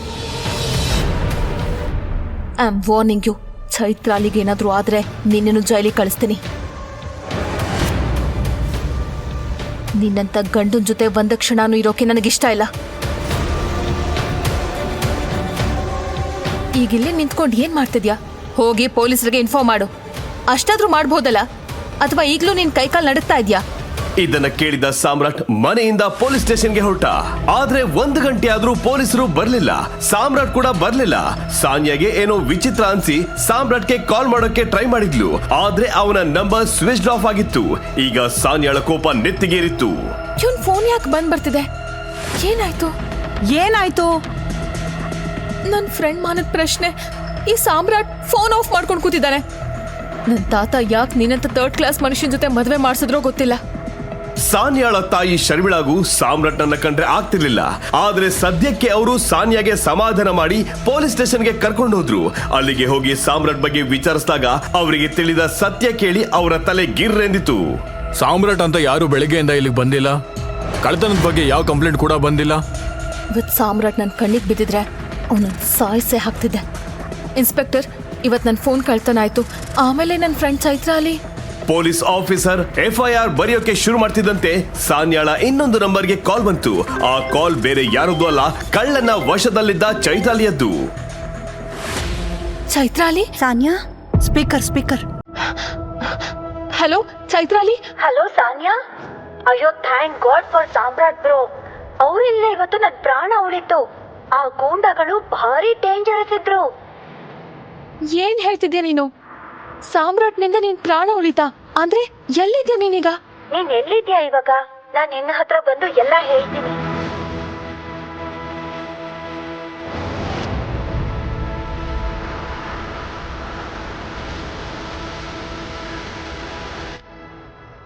ಕೂತ್ಕೋ. 1 ನಿಮಿಷ. ಹೇಗಿದ್ಯಾ ನೀನು? ಏನಾಯ್ತು ಹೇಳ ನನ್ಗೆ. ನಿನ್ ಫೋನನ್ನ ಕದ್ದಿದ್ದವನು ಸಾಮಾನ್ಯ ಕಳ್ಳ ಅಲ್ಲ. ಐ ಆಮ್ ಶ್ಯೂರ್ ಅವ್ನ್ ದೊಡ್ಡ ಕ್ರಿಮಿನಲ್. ಅವನೊಬ್ಬ ದೊಡ್ಡ ಟೆರರಿಸ್ಟ್ಗೆ ಕೆಲಸ ಮಾಡ್ತಾನೆ. ಆ ಟೆರರಿಸ್ಟ್ ದುಬೈನಲ್ಲಿ ಇರ್ತಾನೆ. ಸರ್, ಐ ಆಮ್ ಶ್ಯೂರ್ ಅವ್ರದ್ದು ಒಂದು ಹ್ಯೂಮನ್ ಟ್ರಾಫಿಕಿಂಗ್ ದಂಧೆ ಇದೆ. ನಾನು ಅವ್ರ ಕೈಲಿ ಸಿಕ್ಕಾಕೊಂಡಿದ್ದಾಗ ನಾನು ಅವ್ರನ್ನ ಬೇಡ್ಕೋತಿದ್ದೆ, ಪ್ಲೀಸ್ ನನ್ನ ಬಿಟ್ಬಿಡಿ. ನನ್ನ ಫ್ರೆಂಡ್ ಸಾನ್ಯಾ ನನ್ನ ಇಲ್ಲಿ ಕರೆದಿದ್ದು. ನನಗೆ ಹೀಗೆಲ್ಲ ಆಗತ್ತೆ ಅಂತ ಗೊತ್ತಿರ್ಲಿಲ್ಲ. ಸಾನ್ಯಾ ತನ್ನ ಗಂಡ ಸಾಮ್ರಾಟ್ ಬಗ್ಗೆ ಏನೋ ಹೇಳೋದಕ್ಕೆ ಕರೆದಿದ್ದಾಳೆ ಅಂತ ಅನ್ಕೊಂಡಿದ್ದೆ. ಪ್ಲೀಸ್. ಏ ಹುಡ್ಗೆ, ಯಾರ ಹೆಸರು ಹೇಳ್ತಿದ್ಯಾ? ಯಾರಿದು ಸಾಮ್ರಾಟ್? ಆಮೇಲೆ ಏನಾಯ್ತು ಚೈತ್ರಾಲಿ? ನಾನು ಅವ್ರ ಹತ್ರ ರಿಕ್ವೆಸ್ಟ್ ಮಾಡ್ಕೊಂಡೆ, ಒಂದು ಸಾರಿ ನನ್ನ ಫೋನ್ ನಲ್ಲಿ ಸಾಮ್ರಾಟ್ ಬ್ರೋ ಫೋಟೋ ನೋಡಿ ಅಂತ. ಆಮೇಲೆ ಯಾಕೋ ಗೊತ್ತಿಲ್ಲ, ಅವರು ಸಾಮ್ರಾಟ್ ಫೋಟೋ ನೋಡಿ ಗಾಬರಿ ಆದ್ರು. ಬ್ರೋ ಫೋಟೋನ ಝೂಮ್ ಮಾಡಿ ಈ ಉಂಗ್ರ ಈ ಉಂಗ್ರ ನನಗ್ ಅರ್ಥ ಆಗ್ಲಿಲ್ಲ. ಆ ಟೆರರಿಸ್ಟ್ಗಳು ತುಂಬಾ ಹೆದರ್ಕೊಂಡಿದ್ರು. ಯಾಕೆ ಹಾಗೆ ಮಾಡಿದ್ರು ಅಂತ ನನಗ್ ಅರ್ಥನೇ ಆಗ್ಲಿಲ್ಲ. ಆದ್ರೆ ಅವರು ನನ್ನ ಬಿಟ್ಬಿಟ್ರು. ಅಯ್ಯೋ ಕತ್ತೆಗಳ, ಟೈಗರ್ ಸರಿ ಗೊತ್ತಾದ್ರೆ ಅವರೇ ನನ್ನನ್ನ ಗುಂಡು ಹೊಡೆದು ಸಾಯಿಸ್ಬಿಡ್ತಾರೆ. ಮೇಡಮ್ ಬ್ಯಾಗ್ ತಗೊಳ್ಳಿ ಮೇಡಮ್. ಹೋಗಿ ಹೋಗಿ ಹೋಗಿ ಹೋಗು. ವಾಟ್? ಇದ್ ಹೆಂಗ್ ಸಾಧ್ಯ? ಅಂದ್ರೆ ಯಾವ ಮನುಷ್ಯ ಕಳ್ಳನ ಹಿಂದೆ ಓಡೋಕ್ಕೂ ಹೋಗ್ಲಿಲ್ವೋ ಅವನು ಈ ಅಂಡರ್ ವರ್ಲ್ಡ್ ಲೆವೆಲ್ ಟೆರರಿಸ್ಟ್ಗೆ ಹೆಂಗ್ ಗೊತ್ತು? ಮತ್ತೆ ಅವನು ಸಾಮ್ರಾಟ್ ನನ್ನ ಟೈಗರ್ ಅಂತ ಯಾಕೆ ಕರಿತಿದ್ದ? ಇವನ್ ಫೋನ್ ಯಾಕೆ ಸ್ವಿಚ್ ಆಫ್ ಬರ್ತಿದೆ? ಎಲ್ಲಿದ್ದಾನ ಇವನು? ಮಮ್ಮಿ, ನನ್ ಗಂಡ ಸಾಮ್ರಾಟ್ ಪವರ್ಫುಲ್ಲಾ? ಅವನ್ ಅಷ್ಟೊಂದು ಪವರ್ಫುಲ್ ಆಗಿದ್ರೆ ನಮ್ ಮನೇಲಿ ಹೀಗೆ ಅವಮಾನ ಸಹಿಸ್ಕೊಂಡು ಮನೆ ಅಳಿಯನಾಗಿ ಯಾಕಿದಾನೆ? ಅಯ್ಯೋ ದೇವ್ರೆ, ನನಗ್ ತಲೆ ಸುತ್ತ ಬರ್ತಿದೆ. ನಿಜವಾಗ್ಲೂ ಸಾಮ್ರಾಟ್ ಟೈಗರ? ಹಾಗಾದ್ರೆ ಸಾಮ್ರಾಟ್ ಯಾಕೆ ಹೇಡಿ ಅಂತ ಇರ್ತಿದ್ದ? ಆಗ ಆ ಕಳ್ಳನನ್ನ ಯಾಕೆ ಹಿಡಿಲಿಲ್ಲ? ಮತ್ತು ಇದೆಲ್ಲಕ್ಕಿಂತ ದೊಡ್ಡ ಪ್ರಶ್ನೆ, ಅಂಡರ್ ವರ್ಲ್ಡ್ ನ ಭಯಾನಕ ಡಾನ್ ಅನ್ನೇ ನಡುಗಿಸೋ ಸಾಮ್ರಾಟ್ ಯಾಕೆ ಅತ್ತೆ, ಕೆಲಸದವರು ಮತ್ತೆ ಹೆಂಡತಿಯಿಂದ ಬೈಗಳು ತಿಂತಿದ್ದ? ಯಾಕೆ ಬಡವ್ರ ತರ ಜೀವನ ನಡೆಸ್ತಿದ್ದ? ಇದೇ ಪ್ರಶ್ನೆ ಸಾನ್ಯಾಳ ತಲೆಯಲ್ಲೂ ಓಡ್ತಿತ್ತು. ಆಗ್ಲೇ ಅವಳ ತಾಯಿ ಶರ್ಮಿಳಾ ಹೇಳಿದ್ರು, ಸಾನ್ಯಾ, ನಾನ್ ಇದನ್ನೆಲ್ಲ ನಂಬೋಕೆ ಆಗಲ್ಲ. ಅರೆ, ಯಾವ ಕೆಲ್ಸಕ್ಕೂ ಬಾರ್ದವನು, ತನ್ ಮೂಗಿನ ಮೇಲೆ ಕೂತಿರೋ ನೊಣ ಓಡ್ಸೋಕ್ಕೂ ಹೆದ್ರವನು. ಅವನಿಗೆ ಟೆರರಿಸ್ಟ್ಗಳು ಯಾಕೆ ಹೆದರ್ತಾರೆ? ಆದ್ರೆ ಈ ಹಾಳಾದವನು ಏನೋ ಮುಚ್ಚಿಡ್ತಾ ಇದ್ದಾನೆ. ಅದನ್ನ ಪತ್ತೆ ಹಚ್ಚಬೇಕು. ಏನಾದ್ರೂ ದೊಡ್ಡ ಅನಾಹುತ ಆಗೋಕ್ಕೂ ಮುಂಚೆ ಕಂಡು ಹಿಡಿಲೇಬೇಕು. ಸಾನ್ಯಾ, ನಡಿ ಮನೆಗೆ. ಮನೇಲಿ ಹೊದ್ಕೊಂಡು ಮಲ್ಗಿರ್ತಾನೆ. ನಡಿ. ಸಾನ್ಯಾ ಮತ್ತು ಅವಳ ತಾಯಿ ಶರ್ಮಿಳಾ ಮನೆಗೆ ಬಂದ್ರು. ಆದ್ರೆ ಅಲ್ಲೂ ಸಾಮ್ರಾಟ್ ಇರ್ಲಿಲ್ಲ. ಮಾ, ಈ ಸಾಮ್ರಾಟ್ ಎಲ್ ಸತ್ತ? ಸಾಮ್ರಾಟ್ನ ನಿಜವಾದ ಮುಖ ಯಾವುದು ಅಂತ ಯೋಚಿಸ್ತಾನೆ ಸಾನ್ಯಾ ಇಡೀ ರಾತ್ರಿ ಕಳೆದ್ಲು. ಅವಳು ಸುಮಾರು ಸಲ ಸಾಮ್ರಾಟ್ಗೆ ಫೋನ್ ಮಾಡೋಕೆ ಟ್ರೈ ಮಾಡಿದ್ಲು. ಅವಳಿಗೆ ಏನೇನೋ ಯೋಚನೆಗಳು ಬರ್ತಿದ್ವು. ಸಾಮ್ರಾಟ್ಗೆ ಏನಾದ್ರೂ ಆಯ್ತಾ? ಅಥವಾ ಸಾಮ್ರಾಟ್ ಒಬ್ಬ ಟೆರರಿಸ್ಟಾ? ಅಥವಾ ಡಾನ್ ಇರ್ಬೋದಾ? ಬೆಳಿಗ್ಗೆ ಸಾಮ್ರಾಟ್ ವಾಪಸ್ ಬಂದ ತಕ್ಷಣ ಸಾನ್ಯಾ ಅವನ ಜೊತೆ ಮಾತಾಡ್ಬೇಕು ಅಂದ್ಕೊಂಡ್ಲು. ಚೈತ್ರಾಲಿ ಹೇಳಿದ್ದು ನಿಜಾನ ಅಥವಾ ಅದು ಅವಳ ತಪ್ಪು ತಿಳುವಳಿಕೆನಾ ಅಂತ ತಿಳಿಬೇಕಿತ್ತು. ಆದ್ರೆ ಸಾನ್ಯಾ ಇವತ್ತು ಅವಸರದಲ್ಲಿದ್ಲು. ಯಾಕಂದ್ರೆ ಅವಳು ತನ್ನ ಗಂಡನಿಗಿಂತ ಹೆಚ್ಚು ಇಷ್ಟಪಡ್ತಿದ್ದ ಚಿರಾಗ್ ಅನ್ನೋನು ಇವತ್ತು ಮನೆಗೆ ಬರ್ತಿದ್ದ. ಏನಾಯ್ತು ರಾಮಣ್ಣ? ಹೋಗು, ಮಾರ್ಕೆಟಿಂದ ಈ ಐಟಮ್ಸ್ ನ ತಗೊಂಡ್ ಬಾ. ಇವತ್ತು Sanya madam office friend Chirag ಬರ್ತಿದ್ದಾರೆ. ಯಾವಾಗ್ಲೂ ರಾತ್ರಿ ಲೇಟ್ ಆಗಿ ಅವ್ರ ಜೊತೆನೆ ಬರೋದವ್ರು. ಈಗ ನೀನ್ ಅವ್ರ ಗಂಡ, ಈಗ ನೀನೇ ಅವ್ರ ಫ್ರೆಂಡ್ನ ಕೂಡ ನೋಡ್ಕೋಬೇಕು.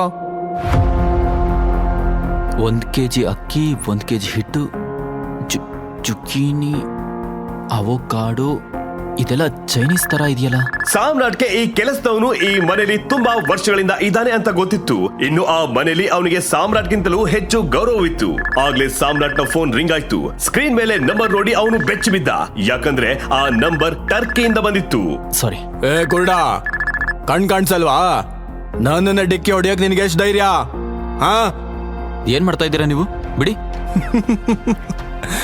ಮಗನೇ, ನೀನ್ ಯಾರಿಗ್ ಡಿಕ್ಕಿ ಹೊಡೆದಿದ್ಯಾ ಅಂತ ಗೊತ್ತಾ ನಿನಗೆ? ಗಜ್ಜು ಬಾಯ್ ಹೆಸರು ಕೇಳಿದ್ಯಾ? ಈಗ ಡಿಕ್ಕಿ ಹೊಡೆದಿದ್ಯಾ, ದಂಡ ಕಟ್ಟೆ ಹೋಗ್ಬೇಕು ನೀನು, ಗೊತ್ತಾಯ್ತಾ?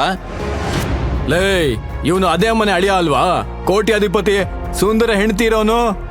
ಒಂದು ಕೆಲಸ ಮಾಡೋಣ ರಾಜ, ಇವತ್ತು ಇವನ್ನ ಕಿಡ್ನಾಪ್ ಮಾಡ್ಬಿಡೋಣ. ಅದೇ ನೆಪದಲ್ಲಿ ಅವನ್ ಹೆಂಡತಿನ ನಮ್ಮ ಅಡ್ಡ ಕರ್ಸ್ಕೊಳ್ಳೋಣ. ಇಡೀ ರಾತ್ರಿ ಪಾರ್ಟಿನೇ ಪಾರ್ಟಿ. ಸಾಮ್ರಾಟ್ನ ಫೋನ್ ಮತ್ತೆ ರಿಂಗ್ ಆಯ್ತು. ಪದೇ ಪದೇ ಫೋನ್ ರಿಂಗ್ ಆಗೋದನ್ನ ನೋಡಿ ಗಜ್ಜು ಸಾಮ್ರಾಟ್ನಿಂದ ಫೋನ್ ಕಸಿದ್ಕೊಂಡ್ಬಿಟ್ಟ. ಫೋನ್ ಕೊಡು. ಏನೇ ಮಾಡು, ಫೋನ್ ಮಾತ್ರ ಎತ್ಬೇಡ. ನಿನ್ ಹುಡುಗಿದ ಫೋನು? ಹೇಳಿದ್ನಲ್ಲ ದಂಡ ಕೊಡ್ಬೇಕು ಅಂತ. ಅರೆ, ನಾನ್ ಕೇಳ್ಬೇಕಲ್ಲ ಅವಳ ಇಂಪ ಧ್ವನಿನ. ಕೇಳಲಾ? ಏನ್ ಹೆಸರು ಹೇಳ್ದೆ? ಸಾನ್ಯಾ. ನೋಡು, ಫೋನ್ ಎತ್ಬೇಡ. ಹಲೋ. ಫೋನ್ನ ಆ ಕಡೆಯಿಂದ ಏನ್ ಹೇಳಿದ್ರು ಅದನ್ನ ಕೇಳಿ ಗಜ್ಜು ಥರ ಥರ ನಡ್ಗೋಕೆ ಶುರು ಮಾಡ್ದ ಮತ್ತು ಗಾಬರಿಲಿ ಬೆವ್ದೋದ. ಕ್ಷಮಿಸ್ಬಿಡಿ ಬಾಯ್, ನಮ್ಮಿಂದ ದೊಡ್ಡ ತಪ್ಪಾಯ್ತು. ಗಜ್ಜು ಬಾಯ್ ಹೀಗೆ ಹೇಳ್ತಿದ್ದಂತೆ ಎಲ್ಲಾ ಗೂಂಡಗಳು ಸಾಮ್ರಾಟ್ನ ಕಾಲಿಗೆ ಬಿದ್ರು. ನಿಮ್ಮನ್ನ ಗುರ್ತಿಡಿಲಿಲ್ಲ, ಕ್ಷಮಿಸ್ಬಿಡಿ ಬಾಯ್. ಸಾರಿ ಅಣ್ಣ, ಸಾರಿ. ನಾನು ಇವ್ರನ್ನ ಬಡವ ಬಿಕಾರಿ ಅನ್ಕೊಂಡಿದ್ದೆ. ಇವ್ರ ಹೆಂಡತಿಗೆ ಇವ್ರ ಅಸಲಿ ಅಂತ ಗೊತ್ತಾ? ಬಾಯ್, ಕ್ಷಮಿಸ್ಬಿಡಿ ಬಾಯ್, ಕ್ಷಮಿಸ್ಬಿಡಿ. ಆಗ್ಲೇ ಧೂಳು ಏಳೋಕೆ ಶುರುವಾಯ್ತು. ಎಲ್ಲರೂ ಆಕಾಶದ ಕಡೆ ನೋಡಿದ್ರು. ಒಂದು ಹೆಲಿಕಾಪ್ಟರ್ ಕೆಳಗೆ ಏಳಿತಾ ಇತ್ತು. ಆ ಹೆಲಿಕಾಪ್ಟರ್ ಅಲ್ಲಿಗೆ ಯಾಕೆ ಬಂತು? ಯಾಕೆ ಆ ಗೂಂಡಗಳು ಸಾಮ್ರಾಟ್ನ ಕಾಲ್ ಹಿಡಿದ್ರು? ಟರ್ಕಿಯಿಂದ ಬಂದ ಕಾಲ್ಗೂ ಸಾಮ್ರಾಟ್ಗೂ ಏನ್ ಸಂಬಂಧ? ಮಾರನೇ ದಿನ ಸಾನ್ಯಾಳ ತಾಯಿ ಶರ್ಮಿಳಗೆ ಬಂದ ನ್ಯೂಸ್ ನಿಂದ ಇಡೀ ಮನೆಯೇ ಅಲ್ಲೋಲ ಕಲ್ಲೋಲವಾಯ್ತು. ಶರ್ಮಿಳಾ ಮೇಡಮ್, ಯಾವ ಬಡ ಮನೆ ಅಳಿಯ ಸಾಮ್ರಾಟ್ನಿಂದ ನೀವು ಪಾತ್ರೆ ತೊಳಸ್ತಿದ್ರು, ಅವನು ಪ್ಲೇನ್ನ ಹೈಜಾಕ್ ಮಾಡಿ 200 ಕೋಟಿ ರೂಪಾಯಿ ಕೇಳ್ತಿದ್ದಾರೆ. ಏನು, ನಮ್ಮ ಮಳಿಯನ್ ಪ್ಲೇನ್ ಹೈಜಾಕ್ ಆಯ್ತಾ? ಇದಕ್ಕಿಂತ ದೊಡ್ಡ ಖುಷಿ ನ್ಯೂಸ್ ಇನ್ನೇನ್ ಬೇಕು ನನ್ಗೆ? ನಾನು ಅವನಿಗೋಸ್ಕರ 200 ರೂಪಾಯಿನೂ ಕೊಡಲ್ಲ. ಆದ್ರೆ ಅವನನ್ನ ಉಳಿಸ್ಕೊಳ್ಳೋದಿಕ್ಕೆ 200 ಕೋಟಿನ ಯಾರು ಯಾಕೆ ಕೇಳ್ತಾ ಇದಾರೆ ಗೊತ್ತಾಗ್ತಾ ಇಲ್ಲ.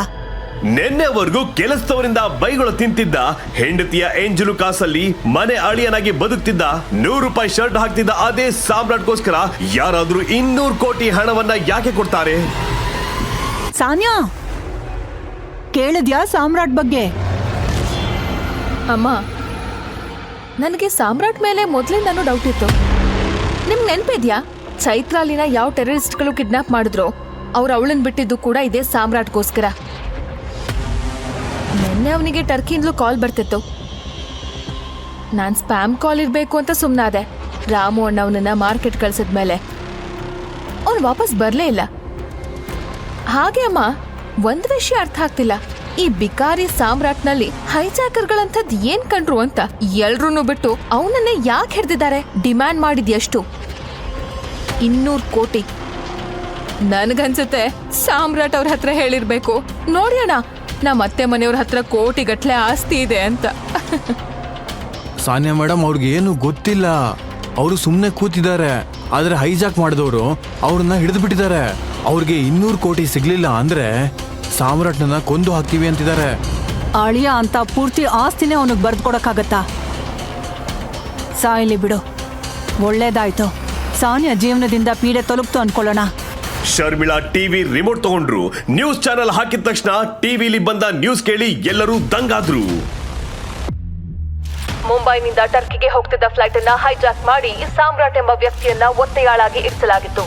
ಈಗ ಬರ್ತಿರೋ ನ್ಯೂಸ್ ಪ್ರಕಾರ 200 ಕೋಟಿ ರೂಪಾಯಿಗಳ ಬೇಡಿಕೆಯ ಬದಲು ಹೈಜಾಕರ್ಗಳಿಗೆ ಯಾರೋ 500 ಕೋಟಿ ರೂಪಾಯಿ ಕೊಟ್ಟಿದ್ದಾರೆ. ಅದೇ ಸಮಯದಲ್ಲಿ ಫ್ಲೈಟ್ ಒಳಗಿನಿಂದ ಗುಂಡಿನ ಸದ್ದು ಕೇಳಿ ಬಂದಿದೆ. ಹಣ ಪಡೆದು ಸಾಮ್ರಾಟ್ನನ್ನ ಕೊಲ್ಲಲಾಗಿದೆಯೇ? ಈ ಪ್ರಶ್ನೆಯ ಉತ್ತರಕ್ಕಾಗಿ ಇಡೀ ದೇಶ ಕಾಯ್ತಾ ಇದೆ. ಈ ನ್ಯೂಸ್ ಕೇಳಿ ಸಾನ್ಯಾ ಮತ್ತು ಶರ್ಮಿಳಾ ಅವರ ಕಣ್ಣುಗಳು ಅರಳಿದ್ವು. ಸಾನ್ಯಾ ಗಲಿಬಿಲಿಯಿಂದ ಹೇಳಿದ್ಲು, ಈ ಸಾಮ್ರಾಟ್ಗೋಸ್ಕರ 500 ಕೋಟಿ ಯಾರು ಕಳ್ಸಿದ್ದು? ನಮ್ ಹತ್ರ ಅಷ್ಟು ದುಡ್ಡಿಲ್ಲ. ಈ ಸಾಮ್ರಾಟ್ ಯಾವಾಗ ಇಷ್ಟೊಂದು ಇಂಪಾರ್ಟೆಂಟ್ ಆದ? ಜನ ಅವನಿಗೋಸ್ಕರ ಕೋಟಿಗಟ್ಲೆ ಸುರಿಯೋಕೆ ಅದ್ಯಾಕ್ ರೆಡಿ ಆಗಿದ್ದಾರೆ? ಸಾನ್ಯಾ, ಪತ್ತೆ ಹಚ್ಚು ಯಾರವನು ಅಂತ. ಬಡವ ಮತ್ತೆ ಅನಾಥನಾಗಿದ್ದ ಸಾಮ್ರಾಟ್ಗಾಗಿ ಇಷ್ಟು ಹಣ ಕಳ್ಸಿದ್ದು ಯಾರು? ಫ್ಲೈಟ್ ಒಳಗೆ ಹಾರಿದ ಗುಂಡಿಗೆ ಸಾಮ್ರಾಟ್ ಸತ್ ಹೋದ.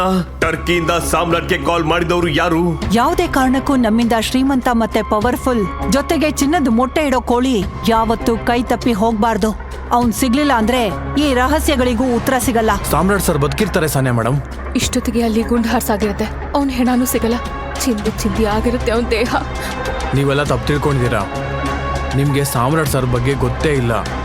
ಶಡಾಪ್, ನೀನ್ ನಮ್ ಮ್ಯಾನೇಜರ್. ಈ ವಿಷಯ ಮರಿಬೇಡ. I have proof madam. ಇದನ್ನ ನೋಡಿ. ಇದ್ರಲ್ಲಿ ಯಾರ ಹೆಸರು ಇಲ್ವಲ್ಲ? What nonsense. ಇದು ಸಾಮ್ರಾಟ್ ಸರ್ ಫೈಲ್. ಕಳೆದ ವಾರ ತರಕಾರಿ ಮಾರ್ಕೆಟಿಂದ ಬರುವಾಗ ಗಾಡಿಲಿ ಬಿಟ್ಟು ಹೋಗಿದ್ರು. ಆ ಅಬೇಪಾರಿ ಯೋಗ್ಯತೆಗೆ 1 ರೂಪಾಯಿನೂ ಇರಲ್ಲ, ನೋಡ್ಕೋ. ಶರ್ಮಿಳಾ ಫೈಲ್ ತೆರೆದು ಓದೋಕೆ ಶುರು ಮಾಡ್ತಾಳೆ. ಆ ಫೈಲ್ ನಲ್ಲಿ ಏನಿತ್ತೋ ಅದನ್ನು ನೋಡಿ ಶರ್ಮಿಳಾ ಅವರ ಮೈ ನಡ್ಗೋಕೆ ಶುರುವಾಗುತ್ತೆ. ಅವರು ಗಾಬರಿಲಿ ಸಾನ್ಯಾಗೆ, ಸಾನ್ಯಾ, ನಮ್ಮಿಂದ ದೊಡ್ಡ ತಪ್ಪಾಗೋಯ್ತು. ನೀನ್ ಈಗ್ಲೇ ಸಾಮ್ರಾಟ್ಗೆ ಕಾಲ್ ಮಾಡಿ ಮೊದ್ಲು ಕ್ಷಮೆ ಕೇಳು.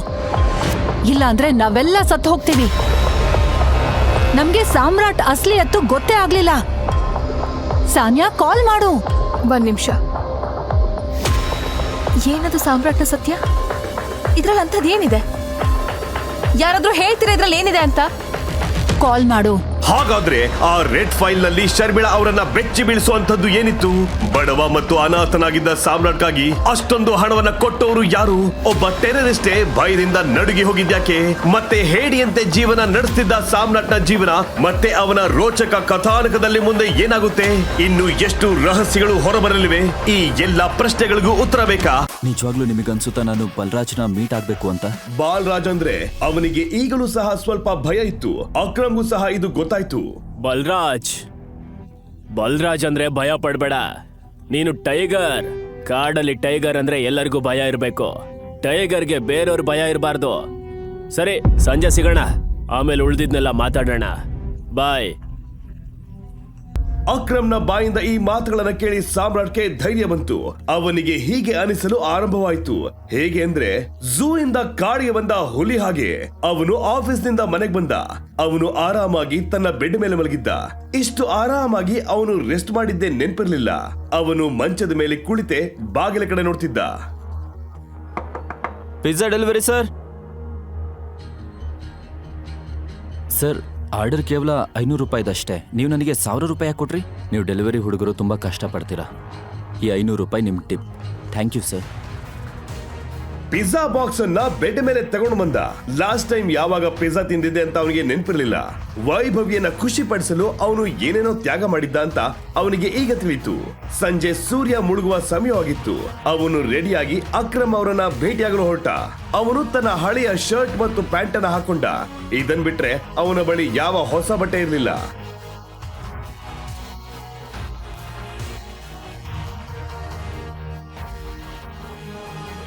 ಅವನು ಹೋಟೆಲ್ ಬಳಿ ಬಂದು ಅದನ್ನ ನೋಡಿದಾಗ ತುಂಬಾ ಆಶ್ಚರ್ಯಪಟ್ಟ. ಅವನು ಇಷ್ಟು ದೊಡ್ಡ ಹೋಟೆಲ್ ಅನ್ನ ಇದುವರೆಗೂ ನೋಡೇ ಇರಲಿಲ್ಲ. ನಿಂತ್ಕೋ. ಒಳಗೆ ಎಲ್ಲಿ ಹೋಗ್ತಾ ಇದೀಯಾ? ಒಳಗಡೆನೆ ಹೋಗ್ತಾ ಇದ್ದೀನಿ. ಏನಾದ್ರೂ ಪ್ರಾಬ್ಲಮ್ಮಾ? ಒಳಗ್ ಹೋಗ್ಬೇಕಾ ನಿನಗೆ? ಏನನ್ಸುತ್ತೆ ನಿನಗೆ? ನಾನ್ ನಿನ್ನ ಒಳಗ್ ಬಿಡ್ತೀನಿ ಅಂತನಾ? ನಾನ್ಯಾಕೆ ಒಳಗೆ ಹೋಗ್ಬಾರ್ದು? ಸಾಮ್ರಾಟ್ಗೆ ಗೊತ್ತಾಯ್ತು ಚೀಫ್ ಸೆಕ್ಯೂರಿಟಿ ಆಫೀಸರ್ ಅವನ ಬಟ್ಟೆ ನೋಡಿ ಅವನನ್ನ ಅಳಿತಿದ್ದಾರಂತ. ನೋಡು, ನಿನ್ನಂತವ್ರನ್ನ ನಾನು ತುಂಬಾ ಜನ ನೋಡಿದ್ದೀನಿ. ಸುಮ್ನೆ ತಮಾಷೆ ಮಾಡ್ಬೇಡ, ಇಲ್ಲಿಂದ ಹೋಗೋ. ನಿನಗೆ ನನ್ನ ಬಗ್ಗೆ ಏನು ಗೊತ್ತು? ನಾನೇ ನಿನ್ ಸಂಬಂಧಿಕನ. ಒಳಗೆ ಹೋಗಕ್ ಬಂದಿದ್ದೀನಿ ಅಂದ್ಮೇಲೆ ವಾಪಸ್ ಯಾಕೆ ಹೋಗ್ಲಿ? ಈ ಹೋಟೆಲ್ ನಿನ್ನ ಅಪ್ಪಂದ? ಹೇಳೋ. ಇದನ್ನ ಕೇಳಿ ಸಾಮ್ರಾಟ್ಗೆ ತುಂಬಾ ಕೋಪ ಬಂತು. ಆದ್ರೆ ಅವನು ಏನು ಮಾಡದೆ ಶಾಂತವಾಗಿದ್ದ. ಯಾಕಂದ್ರೆ ಜನರ ಮಧ್ಯದಲ್ಲಿ ಅವನಿಗೆ ಸೀನ್ ಕ್ರಿಯೇಟ್ ಮಾಡಲು ಇಷ್ಟ ಇರಲಿಲ್ಲ. ಸಾಮ್ರಾಟ್ 2 ಹೆಜ್ಜೆ ಹಿಂದೆ ಹೋಗಿ ಅಕ್ರಮ್ಗೆ ಫೋನ್ ಮಾಡ್ದ. ಎಸ್ ಟೈಗರ್, ಎಲ್ಲಿದ್ಯಾ? ನಾನು ಹೋಟೆಲ್ ಎಂಟ್ರೆನ್ಸ್ ಅಲ್ಲಿ ಇದ್ದೀನಿ ಅಕ್ರಮ್. ನಮ್ಮ ಟೇಬಲ್ ನಂಬರ್ ಏನು? ಟೇಬಲ್ ನಂಬರಾ? ಓಹ್, ಈ ಹೋಟೆಲ್ ನಂದೆ. ನನಗೆ ಟೇಬಲ್ ಬುಕ್ ಮಾಡೋ ಅಗತ್ಯ ಇಲ್ಲ. ನೀನ್ ಒಳಗೆ ಹೋಗಿ ಆರಾಮಾಗಿ ಕೂತ್ಕೋ. ನಾನಿನ್ ಸ್ವಲ್ಪ ಸಮಯದಲ್ಲೇ ಬರ್ತೀನಿ. ನನಗೆ ಒಳಗೆ ಹೋಗಕ್ ಆಗ್ತಾ ಇಲ್ಲ. ಇಲ್ಲೊಬ್ಬ ಸೆಕ್ಯೂರಿಟಿ ಇದ್ದಾನೆ. ಅವ್ನು ಹೇಳ್ತಾ ಇದ್ದಾನೆ ನನ್ನಂತವ್ರು ಒಳಗಡೆ ಹೋಗ್ಬಾರ್ದು ಅಂತ. ಯಾರವನು ಇಡಿಯಟ್? ಒಂದ್ ಕೆಲಸ ಮಾಡೋ, ನಾನಿನ್ನು 10 ನಿಮಿಷದಲ್ಲಿ ಅಲ್ಲಿ ಬರ್ತೀನಿ. ನೀನ್ ಅಲ್ಲೇ ಕಾಯ್ತಾ ಇರೋ. ಮತ್ತೆ ಆ ಆಫೀಸರ್ ಬದಲು ನಾನು ಕ್ಷಮೆ ಕೇಳ್ತಾ ಇದ್ದೀನಿ. ಸಾರಿ. Okay, no problem. ಏನು ದೊಡ್ಡ ಹೀರೋ ತರ ಆಡ್ತಾ ಇದ್ದೆ? ನಾನು ಹೇಳ್ದೆ ಅಲ್ವಾ ನಿನ್ನ ಒಳಗ್ ಬಿಡಲ್ಲ ಅಂತ. ನೀನ್ PM-ಗಾದ್ರೂ ಕಾಲ್ ಮಾಡು, ಅವಾಗ್ಲೂ ನಾನು ಬಿಡಲ್ಲ. ಹೋಗಿಲ್ಲಿಂದ. ಓಹ್, ಅಲ್ಲೋಡು ನಿನ್ ವೇಸ್ಟ್ ಬಾಡಿ ಎಕ್ಸ್. ಬಾ, ಸ್ವಲ್ಪ ಮಜಾ ತಗೊಳ್ಳೋಣ.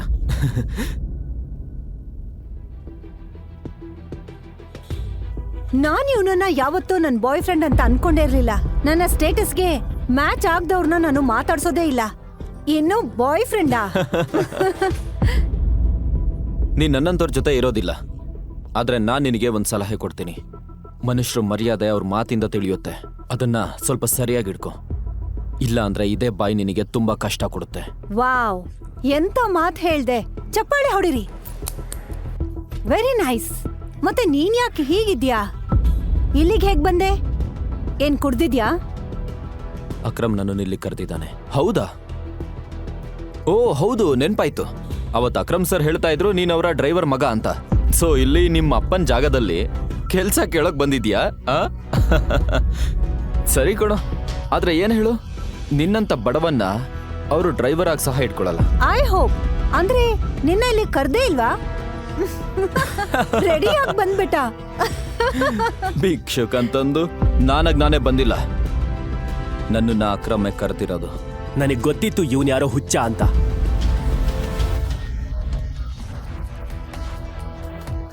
ಅದೇ ಸಮಯದಲ್ಲಿ ಗೇಟ್ನ ಬಳಿ ಒಂದು ದೊಡ್ಡ ಕಾರ್ ಬಂದು ನಿಂತಿತ್ತು. ಎಲ್ಲರೂ ಆಕಾಶವನ್ನೇ ನೋಡ್ತಿದ್ರು. ಅಕ್ರಮ್ ಗಾಡಿಯಿಂದ ಹೊರಗೆ ಬಂದ. ಅವನ ಜೊತೆ ಇನ್ನೊಬ್ಬ ಯಾರೋ ವ್ಯಕ್ತಿ ಇದ್ರು. ಅವನು ನೋಡಲು ತುಂಬಾ ದಷ್ಟಪುಷ್ಟವಾಗಿದ್ದ. ನೋಡಲು ದೊಡ್ಡ ಶ್ರೀಮಂತರಂತೆ ಕಾಣ್ತಿದ್ದ. ನಗರದ ದೊಡ್ಡ ಬಟ್ಟೆ ಬಿಸ್ನೆಸ್ ಅವನದು.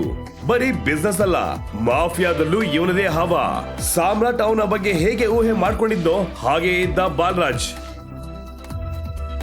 ನಿಜವಾಗ್ಲೂ ನಿಮಗೆ ಅನ್ಸುತ್ತಾ ನಾನು ಬಲರಾಜ್ನ ಮೀಟ್ ಆಗ್ಬೇಕು ಅಂತ?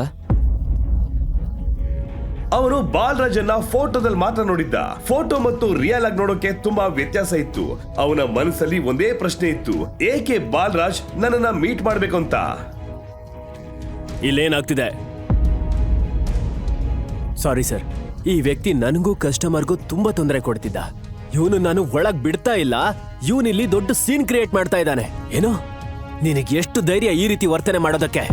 ನೀನ್ ಯಾರು ಇವನನ್ನ ಒಳಗಡೆ ಬಿಡಲ್ಲ ಅಂತ ಹೇಳೋಕೆ? ಈ ಹೋಟೆಲ್ ನಿಮ್ಮ ಅಪ್ಪಂದ? ಇವರು ನನ್ನ ಗೆಸ್ಟ್. ಇನ್ ಮುಂದೆ ನೀನು ಈ ಹೋಟೆಲ್ ಅಕ್ಕಪಕ್ಕದಲ್ಲಿ ಕಂಡ್ರು ಸಹ ನಿನ್ ಕಾಲ್ಗಳನ್ನ ಮುರಿದು ಹಾಕಿಸ್ತೀನಿ. Get lost. Sorry sir.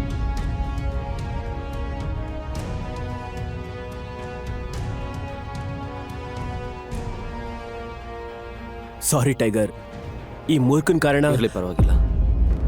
ಈಗಿನ ಕಾಲದಲ್ಲಿ ಕಾಮನ್ ಮ್ಯಾನಿಗೆ ಶತ್ರು ಆಗಿದ್ದಾನೆ. ಬಾ ಒಳಗ್ ಹೋಗೋಣ. ಅಕ್ರಮ್ ಸಾಮ್ರಾಟ್ನನ್ನ ಒಳಗೆ ಬರುವಂತೆ ಸೂಚಿಸಿದ. ಸಾಮ್ರಾಟ್ ಅಕ್ರಮ್ನ ಹಿಂದೆ ಹೋಗ್ತಿದ್ದ. ಸಾಮ್ರಾಟ್ಗೆ ಗೊತ್ತಾಯ್ತು ಬಾಲರಾಜ್ ಸಹ ಅವರ ಹಿಂದೆ ಬರ್ತಿದ್ದ ಅಂತ. ಸ್ವಲ್ಪ ಸಮಯದ ನಂತರ ಅವರು ಒಂದು ದೊಡ್ಡ ರೂಮ್ ನ ಮುಂದೆ ಬಂದರು. ಅವರು ಒಳಗೆ ಹೋಗುವ ಮೊದಲೇ ಹೋಟೆಲ್ ಮ್ಯಾನೇಜರ್ ಅಲ್ಲಿಗೆ ಬಂದು ಕೇಳಿದ್ದ, good evening sir, welcome. Sir, ನಿಮಗೇನಾದರೂ ತರಬೇಕಾ? ಒಂದು ಕೆಲಸ ಮಾಡು, ಇಲ್ಲಿರೋ ಎಲ್ಲ ಲಿಕ್ಕರ್ಗಳ ಲಿಸ್ಟ್ ಕೊಡಿ. ಶೋರ್ ಸರ್, ಆದರೆ if you don't mind sir, ನನಗೆ ನಮ್ಮ ಹೋಟೆಲ್ನಲ್ಲಿರೋ ಎಲ್ಲ ಡ್ರಿಂಕ್ಸ್ ನೇಮ್ಗಳು ನೆನಪಿದೆ. ಟಕೀಲಾ 5 ಲಕ್ಷ ರೂಪಾಯಿ, ವೋಡ್ಕಾ 8 ಲಕ್ಷ, ವಿಸ್ಕಿ 1 ಲಕ್ಷ, ಮತ್ತೆ ಜಿನ್ 12 ಲಕ್ಷ ರೂಪಾಯಿ. ಸರ್, ನೀವೇನು ತಗೊಳಕ್ ಬಯಸ್ತೀರಾ? ಗ್ರೇಟ್. ಏನು ಅಂದರೆ ಇವತ್ತು ಇಲ್ಲಿಗೆ ತುಂಬ ಸ್ಪೆಷಲ್ ಗೆಸ್ಟ್ ಬಂದಿದ್ದಾರೆ. ಅದರಿಂದ ಎಲ್ಲಕ್ಕಿಂತ ಕಾಸ್ಟ್ಲಿ ಡ್ರಿಂಕ್ಸ್ನ ಕಳಿಸು, ಅದ್ರ ಜೊತೆ ಉಳಿದ ಐಟಮ್ಸು ಸಹ. ಶೋರ್ ಸರ್, ನಿಮಗೆ ಬೆಸ್ಟ್ ಡ್ರಿಂಕ್ಸ್ನ ತಗೊಂಡು ಬರ್ತೀನಿ. Good evening sir. Good evening sir. Akram, hotel ನಿಂದು, ಡ್ರಿಂಕ್ಸ್ ನಿಂದು, ಮತ್ತು ಮ್ಯಾನೇಜರ್ ಯಾಕೆ ನಿನಗೆ ಎಲ್ಲಾದ್ರೂ ರೇಟ್ ಹೇಳ್ತಿದ್ದಾರೆ? ನೀನು ಏನು ಬೇಕಾದರೂ ಚೂಸ್ ಮಾಡ್ಬೋದಲ್ವಾ? ಅದಕ್ಕೆ ಕಾರಣ ಇದೆ ಫ್ರೆಂಡ್. ಏನು ತಗೋಬೇಕು ಅನ್ನೋದು ಆ ದಿನದ ಮೇಲೆ ಡಿಪೆಂಡ್ ಆಗಿರುತ್ತೆ. ಮತ್ತು ಈ ದಿನ ತುಂಬ ಮುಖ್ಯವಾದದ್ದು. ಇನ್ಫ್ಯಾಕ್ಟ್ ನಮ್ಮೆಲ್ಲರ ಜೀವನಕ್ಕೂ ಇದು ತುಂಬ ಮುಖ್ಯವಾದ ದಿನ. ಅದಕ್ಕೆ ನಾನು ನಿಮ್ಮೆಲ್ಲರಿಗೂ ತುಂಬ ಕಾಸ್ಟ್ಲಿ ಡ್ರಿಂಕ್ಸನ್ನು ತರೋದಕ್ಕೆ ಹೇಳಿದ್ದೀನಿ. Let's enjoy. Okay, sure. Come. ಇಲ್ಲಿ ನೀನು ಯಾರು ಅನ್ನೋದನ್ನ ಮುಚ್ಚಿಡೋ ಅಗತ್ಯ ಇಲ್ಲ. ಈ ರೂಮ್ ತುಂಬ ಪ್ರೈವೇಟ್ ಮತ್ತೆ ಎಲ್ಲಕ್ಕಿಂತ ಸೇಫ್. ಕೂತ್ಕೊಳ್ಳಿ. ಅದು ಒಂದು ಐಷಾರಾಮಿ ರೂಮ್ ಆಗಿತ್ತು. ಎಲ್ಲರೂ ಅಲ್ಲಿ ಕುಳಿತುಕೊಂಡರು. ಸಾಮ್ರಾಟ್ ಬಾಲರಾಜನ್ನ ನೋಡ್ತಿದ್ದ. ಬಲರಾಜ್, ನಾನು ನಿನಗೊಂದು ಇಂಪಾರ್ಟೆಂಟ್ ವಿಷಯ ಹೇಳಬೇಕು. ನಮಗೆ ನಮ್ಮ ಸ್ನೇಹಿತನ ಮಗ ಟೈಗರ್ ಸಿಕ್ಕಿದ್ದಾನೆ. ಆದರೆ ಸದ್ಯಕ್ಕೆ ಇವನು ಅಂಡರ್ ಕವರ್. ಆದ್ರಿಂದ ನಿನ್ನನ್ನು ಹೊರಗಡೆ ಭೇಟಿ ಮಾಡಿಸೋದಕ್ಕಾಗಲಿಲ್ಲ. Excuse me sir. Sir, your snacks and drink.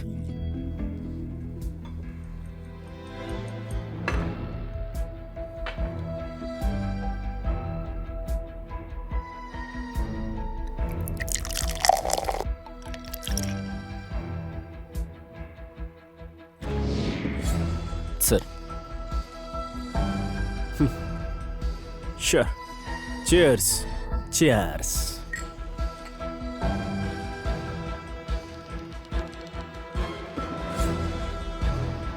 ಅಂದ್ರೆ ಇವನೇ ಟೈಗರಾ? ಹೌದು, ಇವನೇ ನಮ್ಮ ಟೈಗರ್. ನಮ್ಮ ತಂಡದ ದೊಡ್ಡ ಮತ್ತೆ ಪ್ರಮುಖ ಸದಸ್ಯರನ್ನ ಅವನಿಗೆ ಪರಿಚಯಿಸಬೇಕು. ನಂತರ ನಾವು ಹೋಗ್ತಾ ಇರೋ ದಿಕ್ಕಿನಲ್ಲಿ ಅವನು ನಮ್ಮನ್ನ ಮುನ್ನಡೆಸಬೇಕು ಅಂತ ನಾನು ಬಯಸ್ತೀನಿ. ನನ್ನ ಕ್ಷಮಿಸ್ಬಿಡು ಗೆಳೆಯ, ನನಗೆ ಸ್ವಲ್ಪ ನಗು ಬರ್ತಿದೆ. ಏನಾಯ್ತು? ಎಲ್ಲ ಮಾತೂ ನೀನೇ ಮಾತಾಡ್ತಿದೀಯಾ? ನಮ್ಮ ಟೈಗರ್ ಮೂಕನ? ಬಲರಾಜ್, ಟೈಗರ್ ಬಗ್ಗೆ ಹೀಗೆ ಮಾತಾಡಬಾರ್ದು. ಕ್ಷಮಿಸು ಸ್ನೇಹಿತ, ಕ್ಷಮಿಸು. ನಿನ್ನ ಧೈರ್ಯ ನನಗೆ ಇಷ್ಟ ಆಯಿತು, ಚೆನ್ನಾಗಿದೆ.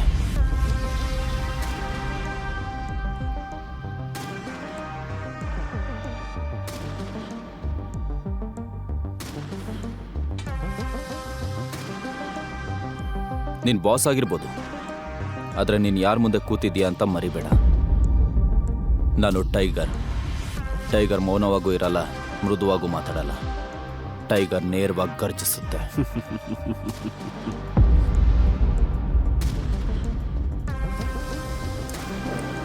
ಅಂದ್ರೆ ನೀನೇ ಟೈಗರ್.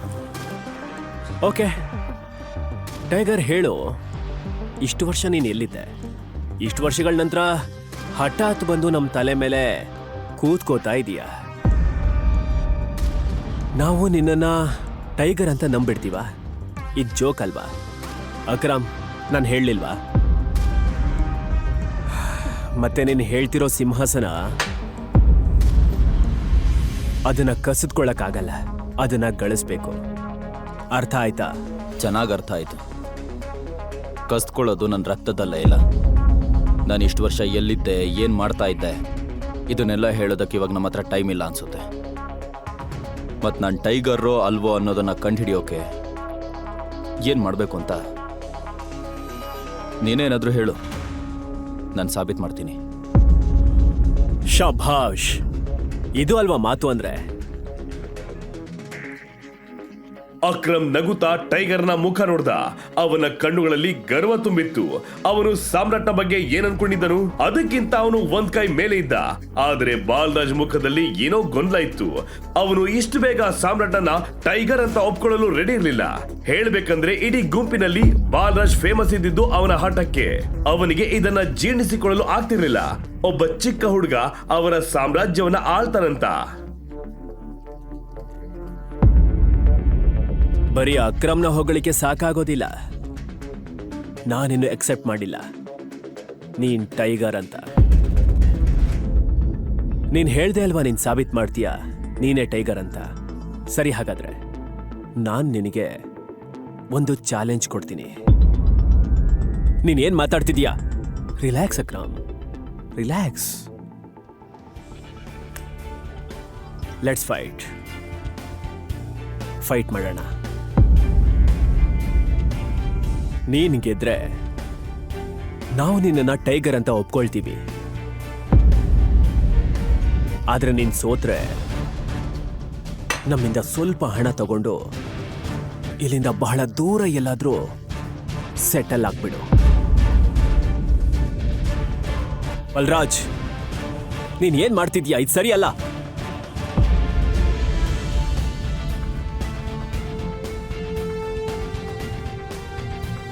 ಸರಿ, ಫೈಟ್ ಮಾಡೋಣ. ಯಾವಾಗ ಅಂತ ಹೇಳು.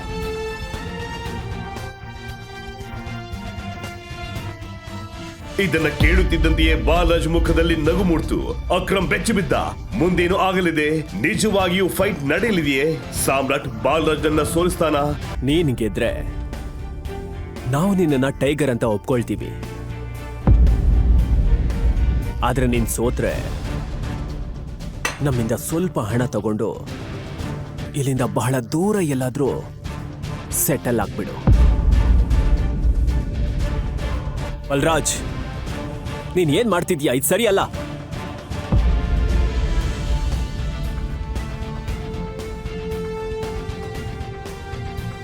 ಸರಿ, ಫೈಟ್ ಮಾಡೋಣ.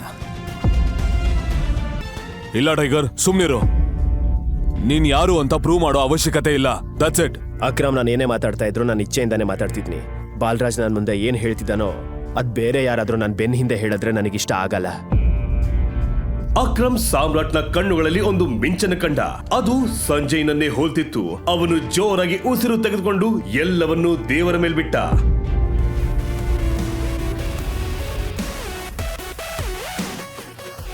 ಸುಮಾರು 1 ಗಂಟೆ ಆದ್ಮೇಲೆ ಬಾಲರಾಜ್ ಅಕ್ರಮ್ ಮತ್ತು ಸಾಮ್ರಾಟ್ನ ತನ್ನ ಅರೇನಾಗೆ ಕರ್ಕೊಂಡು ಬಂದ.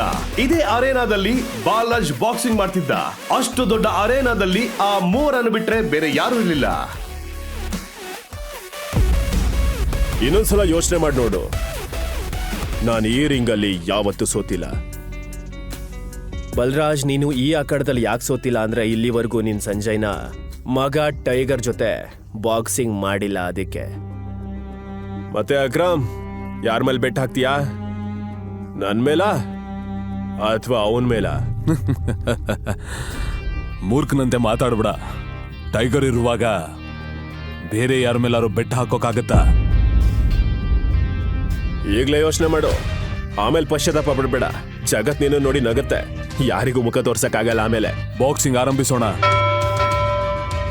ಸಾಮ್ರಾಟ್ ಬಾಲರಾಜನ್ನ ಮೇಲಿಂದ ಕೆಳಗೋರು ನೋಡ್ದ.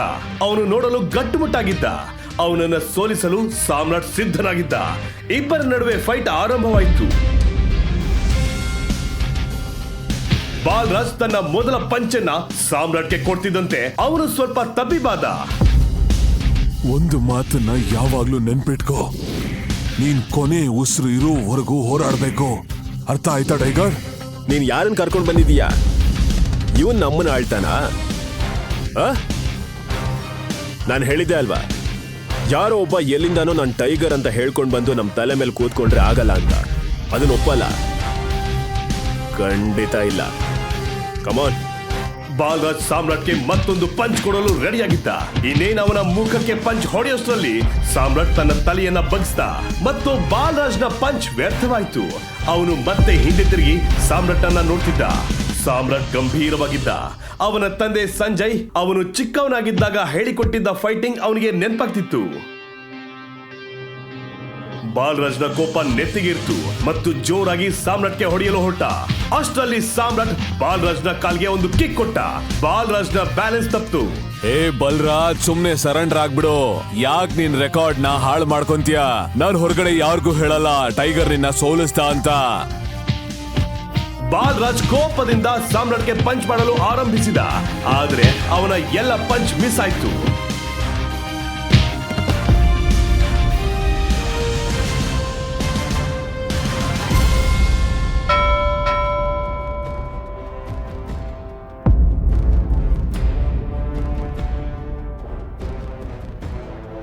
ಸಾಮ್ರಾಟ್ ಬಾಲರಾಜ್ನ ಮುಖಕ್ಕೆ ಹೊಡೆಯದೆ ರಿಂಗ್ ನ ಒಂದು ಬದಿಯಲ್ಲಿ ಹೋಗಿ ನಿಂತ್ಕೊಂಡ.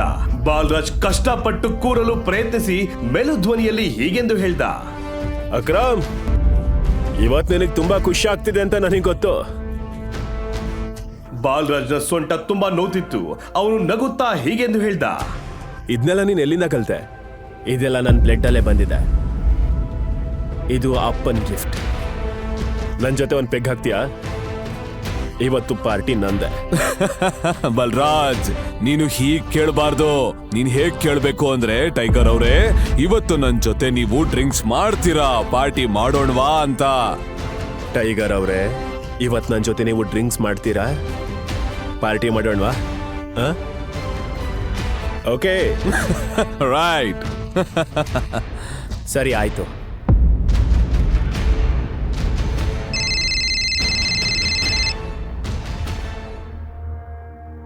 ಹಾ ಸಾನ್ಯಾ, ನೋಡು, ನನ್ನ ಅಪ್ಪ ಅಮ್ಮ ಬಂದಿದ್ದಾರೆ. ನಮ್ಮ ಮಧ್ಯೆ ಏನಿದ್ಯೋ ಅವ್ರಿಗೆಲ್ಲ ಗೊತ್ತಾಗಿದೆ. ಅವ್ರು ನಿನ್ನ ಭೇಟಿ ಮಾಡ್ಬೇಕಂತೆ. ನೀನ್ ಎಲ್ಲಿದ್ಯೋ ಈಗ್ಲೇ ಮನೆಗ್ ಬಾ. ಏನೋ ಇವಾಗ್ಲಾ? ಹಾ ಹೌದು.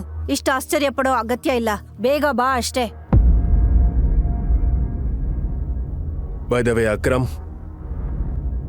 ಅಕ್ರಮ್ ಬಲ್ರಾಜ್, ನಾನು ನಿಮ್ ಜೊತೆ ಈಗ ಬರೋಕ್ಕಾಗಲ್ಲ. ನಾನು ಮನೆಗೆ ಹೋಗ್ಬೇಕು. ನನ್ನ ಅತ್ತೆ ಮತ್ತೆ ಮಾವ ಮನೆಗೆ ಬಂದಿದ್ದಾರೆ. ಅತ್ತೆ ಮಾವನ? ನಿನಗೆ ಮದ್ವೆ ಯಾವಾಗಾಯ್ತು? ಅದ್ ದೊಡ್ಡ ಕತೆ, ಇನ್ನೊಂದ್ಸಲ ಹೇಳ್ತೀನಿ. ಎಲ್ಲ ಓಕೆನಾ? ಮಾರ್ಕೋಕ್ ಫೋನ್ ಮಾಡಿ ಹೇಳ್ಬೇಕಾ ಏನಾದ್ರು? ಬೇಡ ಬಲ್ರಾಜ್, ಇವಾಗ ಸದ್ಯಕ್ಕೆ ಇವನ್ ಬಗ್ಗೆ ಯಾರಿಗೂ ಗೊತ್ತಾಗೋದ್ ಬೇಡ. ಮತ್ತೆ ಯಾರಿಗೂ ಗೊತ್ತಾಗ್ಬಾರ್ದು ಟೈಗರ್ ಮತ್ತೆ ವಾಪಸ್ ಬಂದಿದ್ದಾನೆ ಅಂತ, ಸರಿನಾ? ಮಾರ್ಕೋ ಏನ್ ಮಾಡ್ತಿದ್ದಾನೋ ಅವ್ನು ಅದನ್ನೇ ಮಾಡ್ಲಿ. ಸರಿ, ನಾನು ಹೊರಡ್ತೀನಿ. ಅಕ್ರಮ್, ಆ ಹೊಸ ಕೆಲ್ಸದ ಬಗ್ಗೆ ನೆನಪಿದೆ ಅಲ್ವಾ ನಿಂಗೆ? ಚಿಂತೆ ಮಾಡ್ಬೇಡ, ನಿನ್ ಕೆಲ್ಸ ಆಗ್ತದೆ. ಇದನ್ನ ಹೇಳಿ ಸಾಮ್ರಾಟ್ ಅಕ್ರಮ್ ಮತ್ತು ಬಾಲರಾಜ್ ಜೊತೆ ಕೈ ಮಿಲಾಯಿಸಿ ಅಲ್ಲಿಂದ ಹೊರಟ. ಅವನು ಹೋಗಲು ಒಂದು ಕ್ಯಾಬ್ ಅನ್ನ ಬುಕ್ ಮಾಡ್ದ. ಟೈಗರ್, ಇದನ್ ತಗೋ. ಇದು ಅದೇ ಬಾಟ್ಲು ಹೋಟೆಲ್ ಅಲ್ಲಿ ನೀನ್ ಕುಡಿತಿದ್ದೆ ಅಲ್ವಾ? ಇದನ್ನ ನಿನ್ನ ಅತ್ತೆ ಮಾವನಿಗೆ ಹೋಗ್ಕೊಡು, ಖುಷಿಯಾಗಾರು ಇರ್ತಾರೆ. ಇದೆಲ್ಲದಕ್ಕೂ ತುಂಬಾ ಥ್ಯಾಂಕ್ಸ್ ಅಕ್ರಮ್. ನಿನಗೂ ಅಷ್ಟೇ. ನೀನ್ ವಾಪಸ್ ಬಂದು ನಿರೀಕ್ಷೆಗಳನ್ನ ಜೀವಂತವಾಗಿಟ್ಟಿದ್ಯಾ. ಬಾಯ್. ಇವಾಗಾದ್ರೂ ಹೊರಗಡೆ ಬಾ, ಎಷ್ಟೊತ್ತು ರಿಂಗಲ್ಲೇ ಇರ್ತೀಯ. ಸ್ವಲ್ಪ ಸಮಯದ ನಂತರ ಸಾನ್ಯಾ ಮನೆ ಮುಂದೆ ಬಂದು ನಿಂತಿತ್ತು. ಸಾಮ್ರಾಟ್ ಕಾರಿನಿಂದ ಇಳಿದು ಮನೆಯ ಒಳಗೆ ಹೋದ.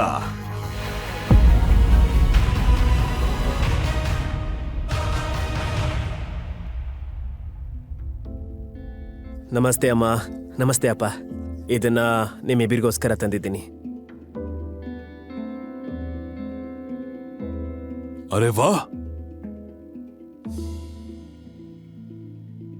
ಏನ್ ವಿಶೇಷ? ತುಂಬಾ ಎಕ್ಸ್ಪೆನ್ಸಿವ್.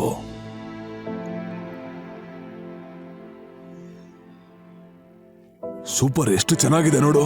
ಓ ಪ್ಲೀಸ್ ನಿಲ್ಸಿ ನೀವು. ಎಲ್ಲಿಂದನೋ ಕದ್ಕೊಂಡ್ ಬಂದಿದ್ದಾನೆ ಅನ್ಸತ್ತೆ. ನಿಮಗನ್ಸತ್ತಾ ಇವನು ಇಷ್ಟು ಕಾಸ್ಟ್ಲಿ ಬಾಟ್ಲನ್ನ ತಗೊಂಡ್ ಬರ್ತಾನೆ ಅಂತ? ಮತ್ತೆ ನೀನು ಇದನ್ನೆಲ್ಲ ಇಲ್ಲಿಗೆ ಯಾಕೆ ತಂದಿದ್ಯಾ? ನನ್ ಮಗಳ ಜೀವನನ ಹಾಳ್ ಮಾಡಿದ ಮೇಲೆ ಇದನ್ನೆಲ್ಲ ಕೊಟ್ಟು ಸರಿ ಮಾಡ್ಬೇಕು ಅನ್ಕೊಂಡಿದ್ಯಾ? ಅದು ಕದ್ದಿರೋ ವಸ್ತುನ ತಂದು. ಕ್ಷಮಿಸಿ, ನಾನು ಯಾರನ್ನೂ ಬಲವಂತವಾಗಿ ಮದ್ವೆ ಆಗಿಲ್ಲ, ಹಾಗೆ ಯಾವ ಕಳ್ತನನೂ ಮಾಡಿಲ್ಲ. ಹೌದಾ? ಹಾಗಾದ್ರೆ ಇಷ್ಟು ದಿನ ನನ್ ಮಗಳ ಜೊತೆ ಬೂತಾಯ್ತಾ? ನೀನ್ ಇದನ್ನೆಲ್ಲ ದುಡ್ಡಿನ ಆಸೆಗೆ ಅಲ್ವಾ? ನೀನ್ ಇದನ್ನೆಲ್ಲ ಮಾಡ್ತಾ ಇರೋದು ನಿನ್ ಯೋಗ್ಯತೆ ಏನು? ನನ್ನ ಮಗಳ ಯೋಗ್ಯತೆ ಏನು? ಸಾಮ್ರಾಟ್ಗೆ ಇದನ್ನೆಲ್ಲ ಕೇಳಿ ಸ್ವಲ್ಪ ಬೇಜಾರಾಯ್ತು. ಯಾರೂ ಅವನ ಮಾತುಗಳನ್ನ ಕೇಳಲು ತಯಾರಿರ್ಲಿಲ್ಲ. ಹೌದು, ಸಾನಿಯಾಳ ಬಾಳು ಹೀಗೆ ಆಗುತ್ತೆ ಅಂತ ಅವನಿಗೆ ಗೊತ್ತಿರಲಿಲ್ಲ. ಅವನು ಹೇಗೆ ಆ ರೂಮ್ ನಲ್ಲಿ ಇದ್ದ ಮತ್ತು ಅವಳ ಜೊತೆ ಒಂದೇ ಹಾಸಿಗೆಯಲ್ಲಿದ್ದ ಅಂತ ಅವನಿಗೂ ತಿಳಿದಿರಲಿಲ್ಲ. ಯಾವುದು ಅವನ ಕೈಯಲ್ಲಿ ಇರಲಿಲ್ಲ. ಆದ್ರೆ ಏನ್ ಹೇಳಿದ್ರು ಅವರು ಅವನ ಮಾತನ್ನ ಕೇಳೋದಿಲ್ಲ ಅಂತ ಅವನು ಸುಮ್ಮನೆ ಇದ್ದ. ಕ್ಯೂಡನ ಮಾತು ಬರಲ್ವಾ ನಿನ್ಗೆ? ಶರ್ಮಿಳಾ, ಬಾ ಕುತ್ಕೋ. ಸಾಮ್ರಾಟ್, ನೀನು ಕೂಡ ಕುತ್ಕೋ. ಶರ್ಮಿಳಾ ಇನ್ನೂ ಕೋಪದಿಂದ ಅವನನ್ನೇ ನೋಡುತ್ತಿದ್ದಳು. ಸಾಮ್ರಾಟ್ ಕುಳಿತ ಮತ್ತು ರಾಜೀವ್ ಹೋಗೆಂದು ಹೇಳಿದ.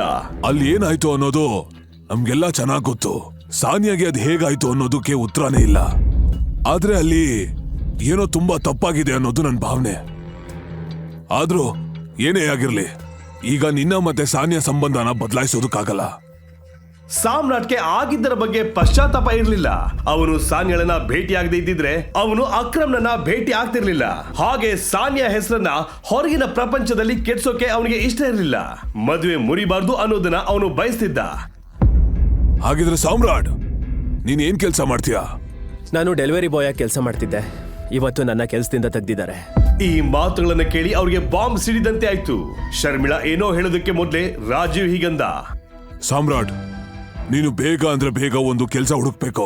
ಅದು ಚೆನ್ನಾಗಿರುವಂತದ್ದು. ಆಗ್ಲೇ ನೀನ್ ನನ್ನ ಮಗಳನ್ನ ಮದ್ವೆ ಆಗೋದಕ್ಕಾಗದು. ನಡಿ, ನೀನ್ ಹೊರಡಬಹುದು. ಸಾಮ್ರಾಟ್ ಅಲ್ಲಿಂದ ಎದ್ದು ಹೋಗಲು ಆರಂಭಿಸಿದ. ಶರ್ಮಿಳಾಗೆ ಮತ್ತೆ ಕೋಪ ಬಂತು ಮತ್ತು ಅವಳು ಹೀಗೆಂದು ಹೇಳಿದ್ಲು. ನೋಡಿ ಎಷ್ಟು ದುರಹಂಕಾರ ಇವನಿಗೆ. ಅವನ್ ಓವರ್ ಕಾನ್ಫಿಡೆನ್ಸ್ ನ ನೋಡಿ. ಜೇಬಲ್ಲಿ 10 ರೂಪಾಯಿ ಇಲ್ಲ, ಆದ್ರೂ ಆಡ್ತಾ ಇರೋದ್ ಮಾತ್ರ ಒಬ್ಬ ಕಾಡಿನ ರಾಜ್ ಅಂತಾರ. ನಿಮಗನ್ಸತ್ತಾ ಇವನಿಗೆ ಯಾರಾದ್ರೂ ಕೆಲ್ಸ ಕೊಡ್ತಾರೆ ಅಂತ? ಕೆಲ್ಸ ಕೊಡ್ತಾನೆ ಅಲ್ಲ, ಕೊಡ್ತಾರೆ. ನನಗೆ ಕೆಲ್ಸದ ಕೊರತೆ ಏನಿಲ್ಲ. ಕೇಳಿಸ್ಕೊಂಡ್ರಾ? ರಾಜೀವ್ ಸಹ ಸಾಮ್ರಾಟ್ ಮಾತನ್ನ ಕೇಳಿ ಶಾಕ್ ಆದ. ಸಾಮ್ರಾಟ್ ಶರ್ಮಿಳಾ ಬಳಿ ಬಂದು ಹೀಗಂದ. ನನಗೊಂದ್ ವೇಳೆ ಕೆಲ್ಸ ಸಿಕ್ಕಿದ್ರೆ ನೀವ್ ಇದನ್ನ ಒಪ್ಕೋತೀರಾ, ನಾನು ಸಾನಿಯಾಗೆ ಲಾಯಕ್ಕಾಗಿರೋ ಗಂಡ ಅಂತ? ಸಿ, ಎಷ್ಟು ಕಾನ್ಫಿಡೆನ್ಸ್ ಇದೆ. ಈ ಕಾನ್ಫಿಡೆನ್ಸ್ ತಗೊಂಡು ಹೋಗಿ ಉಪ್ಪಿನಕಾಯಿ ಹಾಕಿ. ಮತ್ತೆ ನೀನು ಕೆಲ್ಸ ಅಂದ್ರೆ ಏನ್ ಅನ್ಕೊಂಡಿದ್ಯಾ? ಯಾವ್ದೋ ಪಾರ್ಕಿಂಗ್ ಲಾಟ್ ಅಲ್ಲಿ ಹೋಗಿ ಕುತ್ಕೊಂಡು ಹೋಗೋ ಬರೋ ಗಾಡಿಗಳಿಗೆ ರಸೀತಿ ಕೊಡೋದಿಕ್ಕೆ ಕೆಲ್ಸ ಅಂತಂದ್ರೆ ಕೆಲ್ಸ ತರದ ಕೆಲ್ಸ, ನಿಜವಾದ ಕೆಲ್ಸ, ನಿಜವಾದ ಕೆಲ್ಸ. ಈಗ ಒಂದು ವೇಳೆ ನಾಳೆ ಒಳಗೆ ಅಂತ ಕೆಲ್ಸ ನಿನಗ್ ಸಿಕ್ಕಿದ್ರೆ ನೀನ್ ಈಗಷ್ಟೇ ಏನ್ ಹೇಳಿದ್ಯೋ ಅದ್ರ ಬಗ್ಗೆ ಒಂದ್ಸಲ ನಾನ್ ಯೋಚಿಸ್ಬಲ್ಲೆ.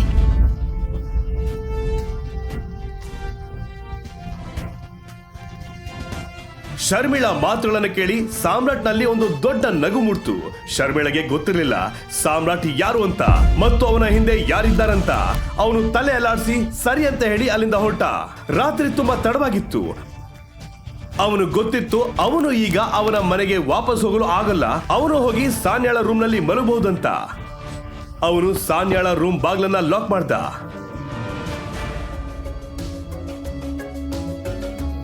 ಏನು? ತುಂಬಾ ತಡ ಆಗಿದೆ, ನನ್ ಮನೆಗೆ ಹೋಗಕ್ಕಾಗಲ್ಲ, ನನಗೆ ಮಲ್ಗೋಕ್ ಜಾಗ ಬೇಕು. ಅದಕ್ಕೆ ಅಂದ್ರೆ ನೀನೇ ಅಲ್ವಾ ಪೇರೆಂಟ್ಸ್ ಜೊತೆ ಮೀಟ್ ಮಾಡೋದಕ್ಕೆ ಕರ್ಸಿದ್ದು, ಮತ್ತೆ ಮಲ್ಗೋಕ್ ಸಹ ಜಾಗ ನೀನೇ ಕೊಡ್ಬೇಕು. ಏ ಹಲೋ, ಏನ್ ಅಂದ್ಕೊಂಡಿದ್ಯಾ? ಮತ್ತೆ ನನ್ ರೂಮ್ ಒಳಗಡೆ ಬರಕ್ ಬಿಡ್ತೀನ ನಾನು? ಹಾಗಾದ್ರೆ ನಾನು ಎಲ್ಲಿಗೆ ಹೋಗ್ಲಿ? ನನಗೇನ್ ಗೊತ್ತು? ಏನ್ ಬೇಕಾದ್ರೂ ಮಾಡು, ಆದ್ರೆ ಕಾಲ್ ತೆಗಿ, ಇಲ್ಲಾಂದ್ರೆ ಮುರ್ದ್ ಹಾಕ್ಬಿಡ್ತೀನಿ. ಸಾಮ್ರಾಟ್ಗೆ ಸಾನಿಯಾಳ ಮೇಲೆ ಕೋಪ ಬರಲಿಲ್ಲ. ಅವಳು ಬಾಗಿಲು ಹಾಕುವ ಮೊದಲು ಕಾಲನ್ನು ಹೊರಗೆ ತೆಗೆದ. ಕೆಲಸದವ್ರ ಜಾಗ ಮಾಲೀಕರು ರೂಮಲ್ಲ, ಮನೇಲಿರೋ ಸ್ಟೋರ್ ರೂಮ್ಸ್ ಅಲ್ಲಿ.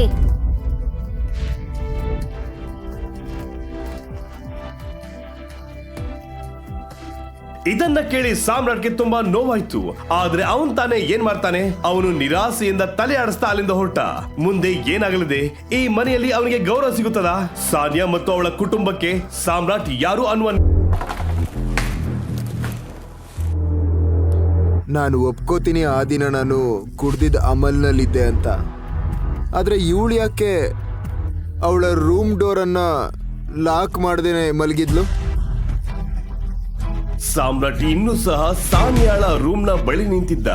ಅವನಿಗೆ ಗೊತ್ತಿತ್ತು ಬೇರೆ ಯಾವ ರೂಮ್ಗಳಲ್ಲೂ ಅವನಿಗೆ ಜಾಗ ಸಿಗಲ್ಲ ಅಂತ. ಆದ್ದರಿಂದ ಅವನು ಮನೆ ಕೆಲಸದವರು ಎಲ್ಲಿ ಮಲಗ್ತಿದ್ರು ಅಲ್ಲಿಗೆ ಹೋದ. ಅವನ ಅದೃಷ್ಟ ಅವನಿಗೆ ಒಂದು ಜಾಗ ಸಿಕ್ತು ಮತ್ತು ಅವನು ಅಲ್ಲಿ ಮಲಗಿದ್ದ. ಸಾಮ್ರಾಟ್ಗೆ ಯಾವಾಗ ನಿದ್ದೆ ಬಂತು, ಯಾವಾಗ ಎಚ್ಚರ ಆಯ್ತು ಅಂತ ಗೊತ್ತೇ ಆಗ್ಲಿಲ್ಲ.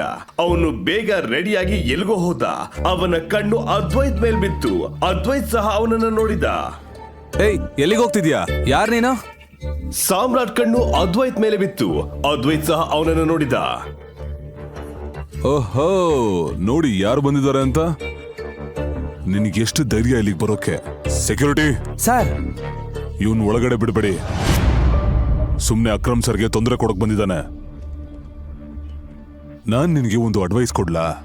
ನೀನು ಒಬ್ಬ ಬಡವ ಅಂತ ತಿಳ್ಕೊಂಡು ಅದೇ ರೀತಿ ಜೀವನ ನಡೆಸು. ನಿಮ್ಮಪ್ಪ ಅಕ್ರಮ್ ಸರ್ಗೆ ಡ್ರೈವರ್ ಆಗಿದ್ರು ಅಂತ ನೀನು ಅವ್ರ ಫ್ರೆಂಡ್ ಆಗೋದಕ್ಕೆ ಸಾಧ್ಯನೇ ಇಲ್ಲ. ನಿಮ್ಮಪ್ಪನ್ಗೇನೆ ಅವ್ರ ಹಿಂದೆ ಮುಂದೆ ಓಡಾಡಿ ಏನು ಪ್ರಯೋಜನ ಆಗಿಲ್ಲ. ಮತ್ ನಿನಗೇನಾಗುತ್ತೆ ಹಿಂದೆ ಮುಂದೆ ಓಡಾಡೋದ್ರಿಂದ? ಅದ್ವೈತ್ ಮಾತುಗಳನ್ನ ಕೇಳಿ ಸಾಮ್ರಾಟ್ಗೆ ಕೋಪ ಬಂತು. ಅವನ ಮಾತುಗಳನ್ನ ಕೇಳಿ ಅವನಿಗೆ ಸಾಕಾಗಿತ್ತು. ಅವನು ಬೇಕಿದ್ರೆ ವಾಪಸ್ ಉತ್ತರ ಕೊಡಬಹುದಿತ್ತು. ಆದ್ರೆ ಅವನು ಸುಮ್ನೆ ಆದ. ಅವನು ತನ್ನ ಫೋನ್ ತೆಗೆದು ಅಕ್ರಮ್ಗೆ ಕಾಲ್ ಮಾಡಲು ತಯಾರಾದ. ಅಷ್ಟರಲ್ಲಿ ನೀವೇನ್ ಮಾಡ್ತಾ ಇದ್ದೀರಾ? ಇವನು ನನ್ ಜೊತೆ ಇದ್ದಾನೆ. ನೀನೇನಾದ್ರೂ ಹೇಳ್ಬೇಕಾ ಇಲ್ವಾ? ಮತ್ತೆ ಇಲ್ಲಿಂದ ಹೋಗು, ನೀವು ನನ್ ಜೊತೆ ಬನ್ನಿ. ಅದ್ವೈತ್ಗೆ ಇದನ್ನ ನೋಡಿ ಶಾಕ್ ಆಯ್ತು. ಸಾಮ್ರಾಟ್ ಇವತ್ತು ಮತ್ತೆ ಪಾರ್ಟಿಯಲ್ಲೂ ಏನ್ ಮಾಡಿದ್ದ? ಅಕ್ರಮ್ ನಿನಗೆ ಹೇಳಿದ್ನ ನಾನೇನಕ್ ಬಂದೆ ಅಂತ? ಈ ಮಾತನ್ನ ಕೇಳಿ ಜೆನ್ನಿಗೆ ಶಾಕ್ ಆಯ್ತು. ಕೆಲಸ ಕೇಳಲು ಬಂದಿದ್ದವನು ಅಕ್ರಮ್ ಸರ್ ಅನ್ನ ಏಕವಚನದಲ್ಲಿ ಕರೆಯುತ್ತಿದ್ದ. ಜೆನ್ನಿ ಇದಕ್ಕೆ ಏನು ಉತ್ತರ ನೀಡಲಿಲ್ಲ. ನೀನು ನನ್ನ ಪ್ರಶ್ನೆಗೆ ಉತ್ತರ ಕೊಡ್ಲಿಲ್ಲ. ಜೆನ್ನಿ ರಿಯಾಕ್ಷನ್ ನೋಡಿ ಸಾಮ್ರಾಟ್ಗೆ ಗೊತ್ತಾಯ್ತು ಅವಳಿಗೆ ಅವನು ಇಷ್ಟ ಆಗಿಲ್ಲ ಅಂತ. ಅಷ್ಟರಲ್ಲಿ ಜೆನ್ನಿ ಸಾಮ್ರಾಟ್ಗೆ ಒಂದು ಪೇಪರ್ ಅನ್ನ ಕೊಟ್ಟಳು. ಆ ಪೇಪರ್ ಅಲ್ಲಿ ಸಾಮ್ರಾಟ್ ಯಾವ ಕೆಲಸ ಮಾಡಬಹುದು ಅಂತ ಇತ್ತು. ಅದರಲ್ಲಿ ಸಾಮ್ರಾಟ್ ಯಾವ ಕೆಲಸ ಬೇಕಾದ್ರೂ ಚೂಸ್ ಮಾಡಿಕೊಳ್ಳಬಹುದಿತ್ತು ಅಂತ ಅಕ್ರಮ್ ಸರ್ ಹೇಳಿದ್ರು. ಇದರಲ್ಲಿ ಸ್ಟಾರ್ಸ್ ಹಾಕಿದಾವೆ.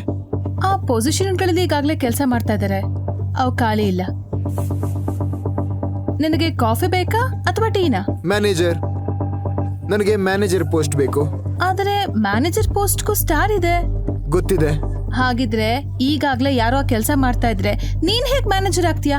ನೀನು ಆ ಎಂಪ್ಲಾಯಿನ ಕೆಲ್ಸದಿಂದ ವಜಾಗೊಳಿಸ್ಬೇಕು ಅನ್ಕೊಂಡಿದ್ಯಾ? ನಾನು ಆ ರೀತಿ ಏನು ಹೇಳಲಿಲ್ಲ. ನೀನು ನಂಗೆ ಹೇಳು, ಈ ಲಿಸ್ಟ್ ಅನ್ನ ಯಾರು ಮಾಡಿದ್ದು ಅಂತ. ನೀನೇ ತಾನೆ? ಹೌದು, ಆದ್ರೆ ಜೆನ್ನಿ ನೋಡು, ಇದರಲ್ಲಿ ನನ್ನ ತಪ್ಪು ಏನೂ ಇಲ್ಲ. ನೀನು ನಂಗೆ ಲಿಸ್ಟ್ ಕೊಟ್ಟೆ, ನಾನು ನನಗ್ ಬೇಕಾದ ಕೆಲಸನ ಚೂಸ್ ಮಾಡ್ಕೊಂಡೆ. ಮುಂದೆ ಏನ್ ಮಾಡ್ಬೇಕು ಅನ್ನೋದನ್ನ ನೀನು. ಸಾಮ್ರಾಟ್ಗೆ ಏನ್ ಬೇಕು ಅಂತ ಅವನಿಗೆ ಚೆನ್ನಾಗಿ ಗೊತ್ತಿತ್ತು. ಆ ಕಂಪನಿ ಸ್ವತಃ ಅವನದೇ. ಆದಷ್ಟು ಬೇಗ ಇದನ್ನ ಹ್ಯಾಂಡಲ್ ಮಾಡಬೇಕು ಅನ್ಕೊಂಡಿದ್ದ.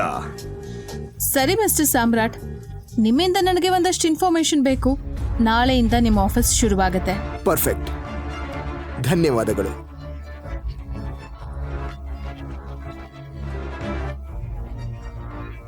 ಆದ್ರೆ ಮಾರ್ಕೋ ಬರೋ ಮೊದಲು ಅವನಿಗೆ ಏನ್ ಮಾಡಲು ಸಾಧ್ಯವಾಗ್ತಿರ್ಲಿಲ್ಲ. ಸಾನ್ಯಾಳ ಅಪ್ಪ ಅಮ್ಮನ ಮುಂದೆ ಶಬಾಷ್ ಅನಿಸಿಕೊಳ್ಳಲು ಅವನು ಈ ಕೆಲಸ ಮಾಡಲು ಒಪ್ಪಿದ್ದ. ಈಗಲೂ ಸಹ ತಿಳಿದಿರಲಿಲ್ಲ ಸಾಮ್ರಾಟ್ ಇಲ್ಲಿಗೆ ಏಕೆ ಬಂದಿದ್ದ ಅಂತ. ಸಾಮ್ರಾಟ್ಗೆ ಗೊತ್ತಿತ್ತು ನಾಳೆಯಿಂದ ಕೆಲಸಕ್ಕೆ ಹೋಗಲು ಅವನಿಗೆ ಹೊಸ ಬಟ್ಟೆ ಬೇಕು ಅಂತ. ಬಟ್ಟೆ ಜೊತೆ ಅವನಿಗೆ ಅವನ ಫೋನ್ ಸಹ ಚೇಂಜ್ ಮಾಡಬೇಕಿತ್ತು. ಅಕ್ರಮ್ ಕೊಟ್ಟಿದ್ದಕ್ಕೆ ಅವನ ಜೇಬ್ನಲ್ಲೇ ಇತ್ತು. ಸಾನ್ಯಾ ಅವರ ಮನೆಯವರಿಗೆ ಮತ್ತು ಶ್ರೀಕಂಠದತ್ತರಿಗೆ ಬುದ್ಧಿ ಕಲಿಸ್ಬೇಕಂದ್ರೆ ಅವನು ಆ ಮನೆಯಲ್ಲಿ ನೌಕರರ ಜೊತೆ ಇರ್ಬೇಕಿತ್ತು. ಅವನು ಈ ಜಗತ್ತಿನ ಬೆಸ್ಟ್ ಅಳಿಯ ಅಂತ ಪ್ರೂವ್ ಮಾಡಬೇಕು ಅನ್ಕೊಂಡಿದ್ದ. ಮರುದಿನ ಸಾಮ್ರಾಟ್ ಬ್ಯಾಂಕಿಗೆ ಬಂದ.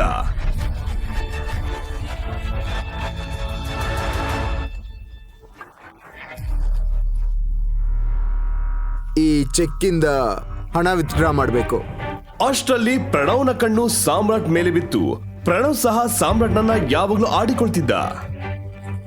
ನೋಡಿ ಯಾರು ಬಂದಿದ್ದಾರೆ ಅಂತ. ಪ್ರಣವ್ ಆ ಬ್ಯಾಂಕ್ ನಲ್ಲಿ ಕೆಲಸ ಮಾಡ್ತಿದ್ದ. ಅವನು ಖಂಡಿತ ಒಳ್ಳೆಯ ಮನುಷ್ಯನಲ್ಲ. ಅವನಿಗೆ ಸಾಮ್ರಾಟ್ ಹೇಗೆ ಗೊತ್ತಿತ್ತಂದ್ರೆ, ಮೊದಲು ಸಾಮ್ರಾಟ್ ಈ ಬ್ಯಾಂಕಿಗೆ ಊಟ ಡೆಲಿವರಿ ಮಾಡಲು ಬರ್ತಿದ್ದ. ಸಾಮ್ರಾಟ್ ಮತ್ತು ಪ್ರಣವ್ನ ಮಧ್ಯೆ ಇದ್ದ ಡಿಫರೆನ್ಸ್ ಅಂದ್ರೆ ಸಾಮ್ರಾಟ್ ಒಬ್ಬ ಬಡವ. ಚೆಕ್ಕಿಂದನ ಹಣ ವಿಡ್ರಾ ಮಾಡ್ಬೇಕಿತ್ತ? ನಿನ್ ಗೊತ್ತಲ್ವಾ, ಇಲ್ಲಿ ದೊಡ್ಡ ಮೊತ್ತದ ಹಣ ಮಾತ್ರ ತಗೊಳ್ಳೋದಕ್ಕಾಗೋದು ಚೆಕ್ಕಿಂದ ಅಂತ. ಈ ಚೆಕ್ ಮೊತ್ತ ಸಹ ದೊಡ್ಡದು ಅನ್ಸುತ್ತೆ, ನಿಮ್ಮಿಂದ ಆಗಲ್ಲ. ಅದಕ್ಕೆ ನಾನು ಮ್ಯಾನೇಜರ್ನ ನೋಡ್ಬೇಕು. ಅದ್ರ ಅವಶ್ಯಕತೆ ಇಲ್ಲ, ಚೆಕ್ ಕೊಡು. ಪ್ರಣವ್ ಅದನ್ನು ನೋಡದೆ ಎಲ್ಲರ ಮುಂದೆ ಅದನ್ನ ಹರಿದು ಹಾಕಿದ. ಅಯ್ಯೋ, ಹುಚ್ಚಿಡ್ದಿದ್ಯಾ ನಿನ್ಗೆ? ಏನ್ ಮಾಡ್ದೆ ನೀನು? ಸೆಕ್ಯೂರಿಟಿ, ಇವನನ್ನ ಇಲ್ಲಿಂದ ಹೊರಗಾಕಿ. ನಕಲಿ ಚೆಕ್ ತಗೊಂಡ್ ಬಂದು ಬ್ಯಾಂಕ್ ಅವ್ರಿಗೆ ಮೋಸ ಮಾಡ್ಬೇಕು ಅನ್ಕೊಂಡಿದ್ಯಾ? ಪೊಲೀಸ್ ಅವ್ರನ್ನ ಕರೆಸಿ ಈಗ್ಲೇ ನಿನ್ನನ್ನು ಅರೆಸ್ಟ್ ಮಾಡಿಸ್ತೀನಿ. ಪ್ರಣವ್ ಮತ್ತು ಉಳಿದವರಿಗೆ ಸಾಮ್ರಾಟ್ ಈ ಸ್ಥಿತಿ ನೋಡಿ ನಗು ಬಂತು. ಇಲ್ಲೇನಾಗ್ತದೆ? ಈ ಧ್ವನಿ ಮತ್ತಾರದು ಅಲ್ಲ, ಅದು ಬಾಲರಾಜ್ನ ಧ್ವನಿ. ಬಾಲರಾಜ್ ನೋಡುತ್ತಲೇ ಅವನು ಸಾಮ್ರಾಟ್ ಅಂತ ಗೊತ್ತಾಯ್ತು. ಬಾಲರಾಜ್ನ ನೋಡಿ ಸಾಮ್ರಾಟ್ಗೆ ಖುಷಿ ಆಯ್ತು. ಇವಾಗ ಅವನಿಗೆ ಯಾರು ಏನ್ ಮಾಡಲು ಸಾಧ್ಯವಿಲ್ಲ. ಸಾರಿ ಸರ್, ನನಗೆ ಗೊತ್ತಿರಲಿಲ್ಲ ನೀವಿಲ್ಲಿಗೆ ಇವಾಗ ಬರ್ತೀರಾ ಅಂತ. ಈ ವ್ಯಕ್ತಿ ಫ್ರಾಡ್ ಮಾಡೋದ್ರಿಂದ ತಪ್ಪಿಸ್ತಿದ್ದೆ. ಅವನನ್ನು ಬಿಡಿ.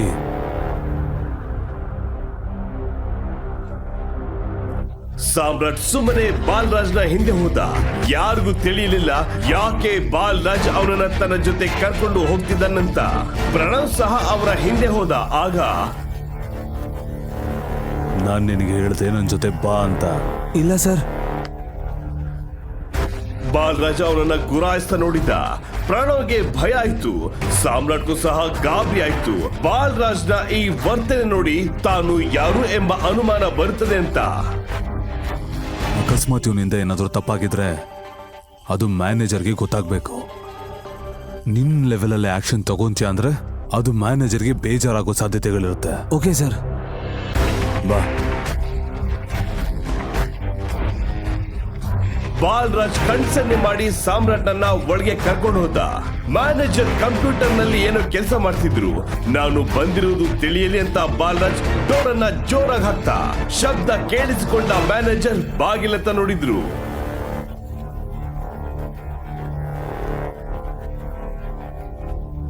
ಬಾಲರಾಜ್ ಸರ್, ನೀವಿಲ್ಲಿ? ನನಗ್ ಫೋನ್ ಮಾಡಿದ್ರೆ ನಾನೇ ಬರ್ತಿದ್ದೆ. ಕೂತ್ಕೊಳ್ಳಿ. ಹೇಳಿ, ಬಂದ್ ವಿಷಯ? ಹೇಳ್ಬೇಕು ಅಂದ್ರೆ ನಾನು ಏನೋ ಕೆಲ್ಸದ ಮೇಲೆ ಬಂದಿದ್ದೆ. ಆದ್ರೆ ಹೊರಗಡೆ ತಮಾಷೆ ನೋಡ್ದೆ, ಅದಕ್ಕೆ ಅನ್ಕೊಂಡೆ ಅದ್ರ ಬಗ್ಗೆ ನಿನ್ ಜೊತೆ ಫಸ್ಟ್ ಮಾತಾಡೋಣ ಅಂತ. ಹೇಳಿ. ನಿಮಗೆ ಗೊತ್ತಾ ಈ ವ್ಯಕ್ತಿ ಯಾರು ಅಂತ? ಮ್ಯಾನೇಜರ್ ಕಣ್ಣು ಸಾಮ್ರಾಟ್ ಮುಖದಿಂದ ಕೈ ಮೇಲೆ ಬಿತ್ತು ಮತ್ತು ಆ ಉಂಗುರದ ಮೇಲೆ ಯಾವಾಗ ಆ ಉಂಗುರದ ಮೇಲಿನ ಗುರುತನ್ನ ನೋಡಿದ್ರೋ ಮ್ಯಾನೇಜರ್ಗೆ ಶಾಕ್ ಆಯ್ತು. ಅಯ್ಯೋ ದೇವ್ರೆ, ಇವರು ಟೈಗರ್.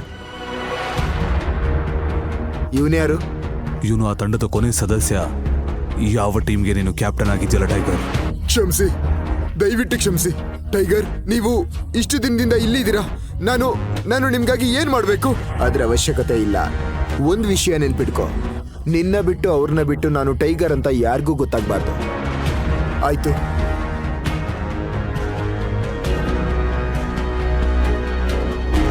ಟೈಗರ್, ನಿಮ್ಮನ್ನ ನೋಡಿ ಖುಷಿ ಆಯ್ತು. ನೀವಿಲ್ಲಿದ್ದೀರಾ ಅಂದ್ರೆ ನಮ್ಮನ್ನ ನಮ್ಮ ಕಷ್ಟದಿಂದ ಹೊರಗೆ ತರ್ತೀರಾ. ಅದನ್ನವರು ಮಾಡ್ತಾರೆ. ಎಲ್ಲದಕ್ಕಿಂತ ಮೊದಲು ಇಲ್ಲಿ ಕೆಲಸ ಮಾಡೋರ್ಗೆ ನೀನು ಪಾಠ ಕಲಿಸ್ಬೇಕು. ಇಲ್ಲ ಅಂದ್ರೆ ನಾನು ನನ್ನ ರೀತಿಲಿ ಹೇಳ್ಬೇಕಾಗತ್ತೆ. ಅದು ಹೇಗಿರುತ್ತೆ ಅಂತ ನಿನಗೆ ಗೊತ್ತು. ಏನಾಯ್ತು? ಅವ್ರು ಏನ್ ಮಾಡಿದ್ರು? ಸಾಮ್ರಾಟ್ ಜೊತೆ ಏನಾಯ್ತು ಅಂತ ಬಾಲರಾಜ್ ಮ್ಯಾನೇಜರ್ಗೆ ಹೇಳಿದ್ರು. ಇದನ್ನ ಕೇಳಿ ಮ್ಯಾನೇಜರ್ಗೆ ಕೋಪ ಬಂತು.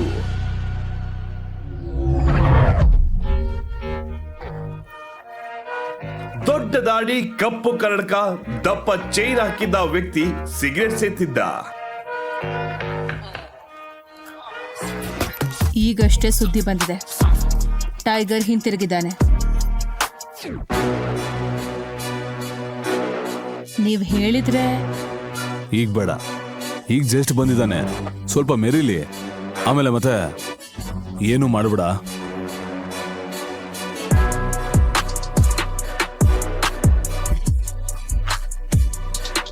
ಈಗ ಮುಂದೆ ಏನಾಗುತ್ತದೆ? ಇವರು ಯಾರು? ಮ್ಯಾನೇಜರ್ ಪ್ರಣವ್ಗೆ ಏನ್ ಮಾಡ್ತಾರೆ? ಇವರು ಏನ್ ಪ್ಲಾನ್ ಮಾಡ್ತಿದ್ದಾರೆ? ಟೈಗರ್, ಪ್ರಣವ್ ಏನ್ ಮಾಡ್ತಿದ್ದಾನೆ ಅಂತ ಮ್ಯಾನೇಜರ್ಗೆ ಯಾವಾಗ ಗೊತ್ತಾಯ್ತು ಅವರಿಗೆ ತುಂಬಾ ಕೋಪ ಬಂತು. ಬ್ಯಾಂಕಿನಲ್ಲಿ ಅವರು ಲ್ಯಾಪ್ಟಾಪ್ ನಲ್ಲಿ ಕೆಲಸ ಮಾಡ್ತಿದ್ರು, ಆದರೆ ಅವರ ಮನಸ್ಸು ಗುಂಡು ಹಾರಿಸೋದಕ್ಕೆ ಕಾಯ್ತಿತ್ತು. ಅವನಿಗೆ ಎಷ್ಟು ಧೈರ್ಯ, ನಾನು ಈಗ್ಲೇ ನೋಡ್ಕೋತೀನಿ. ಬುಲೆಟ್ ಸ್ಪೀಡ್ ಅಲ್ಲಿ ಪ್ರಣವ್ಗೆ ತನ್ನ ಕ್ಯಾಬಿನ್ಗೆ ಬರಲು ಹೇಳಿದ. ಪ್ರಣವ್ ಒಳಗಡೆ ಬಾ. ಅಲ್ಲಿಗೆ ಪ್ರಣವ್ ಬಂದ. ನೀನ್ ಏನು ಮಾಡ್ದೆ? ಇವರು ಚೆಕ್ ತಗೊಂಡು ಬಂದಿದ್ರು ತಾನೆ, ಯಾರನ್ನ ಕೇಳಿ ಹರಿದಾಕ್ದೆ? ಸರ್, ಇವನು ಒಬ್ಬ ಸಾಧಾರಣ ಡೆಲಿವರಿ ಬಾಯ್. ಇವನು ಫೇಕ್ ಚೆಕ್ ತಂದಿದ್ದ.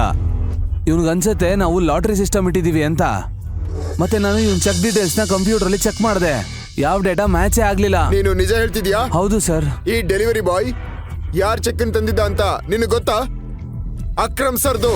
ಏನ್ ಸರ್? ಹೌದು. ಇವನ್ ಜೊತೆ ನೀನ್ ಏನ್ ಮಾಡ್ದ್ಯೋ ಅದು ಓಕೆ, ಆದ್ರೆ ಅಕ್ರಮ್ ಸರ್ ಚೆಕ್ಕಿಗೆ ನೀನು ಏನ್ ಮಾಡ್ದೆ ಅಂತ ಅವ್ರಿಗೆ ಗೊತ್ತಾದ್ರೆ ಆ ಚೆಕ್ಕಿಗೆ ಬಂದ ಸ್ಥಿತಿ ನಿನ್ಗೂ ಬರುತ್ತೆ, ಗೊತ್ತು ಅಲ್ವಾ? ಚೆಕ್ ಎಲ್ಲಿ? ಸರ್, ಇಲ್ಲಿ ಚೆಕ್. ಎಷ್ಟು ಧೈರ್ಯ ನಿಂಗೆ? ಒಂದ್ ಕೆಲಸ ಮಾಡು, ಈ ಚೆಕ್ನ ಎಲ್ಲಾ ತುಂಡುಗಳನ್ನ ಟೇಪ್ ಹಾಕಿ ಅಂಟಿಸು. ಏನ್ ಸರ್? ಹಾ, ಮತ್ತೆ ಈ ಕೆಲಸ ಆದ್ಮೇಲೆ ನಿನ್ನ ಕೆಲಸದಿಂದ ತೆಗಿತಿದ್ದೀನಿ. You are fired. ಸರ್, ಆದ್ರೆ ನಾನೇನ್ ಮಾಡಿದೆ? ಕೆಲ್ಸದಿಂದ ತೆಗಿತಿದ್ದೀನಿ ಅದನ್ನ ಕೇಳಿಸ್ಕೊಂಡೆ, ಆದ್ರೆ ಅದಕ್ ಮುಂಚೆ ಏನ್ ಹೇಳ್ದೆ ಅಂತ ಕೇಳಿಸ್ಲಿಲ್ವಾ? ಈ ಚೆಕ್ ಅನ್ನ ಮತ್ತೆ ಅಂಟಿಸ್ಬೇಕಂತ ಗೊತ್ತಿದ್ರೆ ಅವನು ಹರಿದಾಗ್ತಿರ್ಲಿಲ್ಲ. ಈ ಚೆಕ್ ಅಕ್ರಮ್ ಸರ್ದು. ಇದನ್ನ ಸರಿಯಾಗಿ ಅಂಟಿಸು.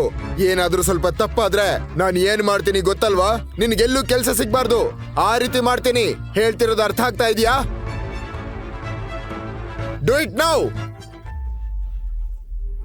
ಪ್ರಣವ್ ಭಯದಿಂದ ಬಾಲರಾಜ್ ಮತ್ತು ಸಾಮ್ರಾಟ್ ಅಂತ ನೋಡಿ ಹಿಂತಿರುಗಿದ ಮತ್ತು ಆರಂಭಿಸಿದ.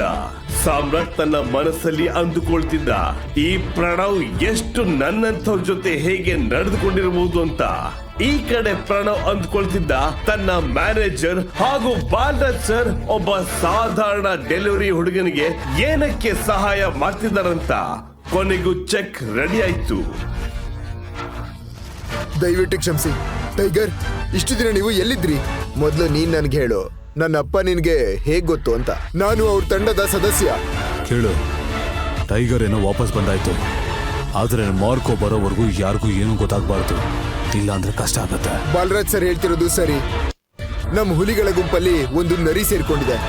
ನಮ್ ಎಲ್ಲಾ ಪ್ಲಾನ್ಗಳನ್ನ ನಮ್ ಎನಿಮೀಸ್ಗೆ ಇನ್ಫಾರ್ಮ್ ಮಾಡುತ್ತೆ. ಹಾಗಾಗಿ ಹುಷಾರಾಗಿರ್ಬೇಕು ಟೈಗರ್. ನರಿ ಅಂದ್ರೆ ಸ್ಪೈ? ಹೌದು. ಇದ್ರ ಬಗ್ಗೆ ಮಾರ್ಕ್ ನಿನಗೆ ಎಲ್ಲಾನು ಹೇಳ್ತಾನೆ. ಅಲ್ಲಿವರೆಗೂ ನೀನು ಗುಹೆಯಿಂದ ಹೊರಗಡೆ ಬರಬೇಡ. ಇಷ್ಟರಲ್ಲೇ ನಮಗೆ ಗೊತ್ತಾಗುತ್ತೆ ನಿಮ್ಮಪ್ಪ ಸಂಜಯ್ಗೆ ಏನಾಯ್ತು, ಯಾರು ಏನ್ ಮಾಡಿದ್ರು ಅಂತ, ನರಿ ಯಾರು ಅಂತ. ಮತ್ತೆ ಜೊತೆಗೆ ಈ ನರಿಗಳು. ಇದನ್ನ ಕೇಳಿ ಸಾಮ್ರಾಟ್ಗೆ ಒಂದು ಹೆಸರು ನೆನಪಾಗಿದ್ದು, ಮಾರ್ಕೋ. ಯಾವ ರೀತಿ ರಾಣಾ ಸಂಜಯ್ಗೆ ಮೋಸ ಮಾಡಿದ್ದೋ ಅದೇ ರೀತಿ ಮಾರ್ಕೋ ಸಹ ಮಾಡ್ತಾನಂತ.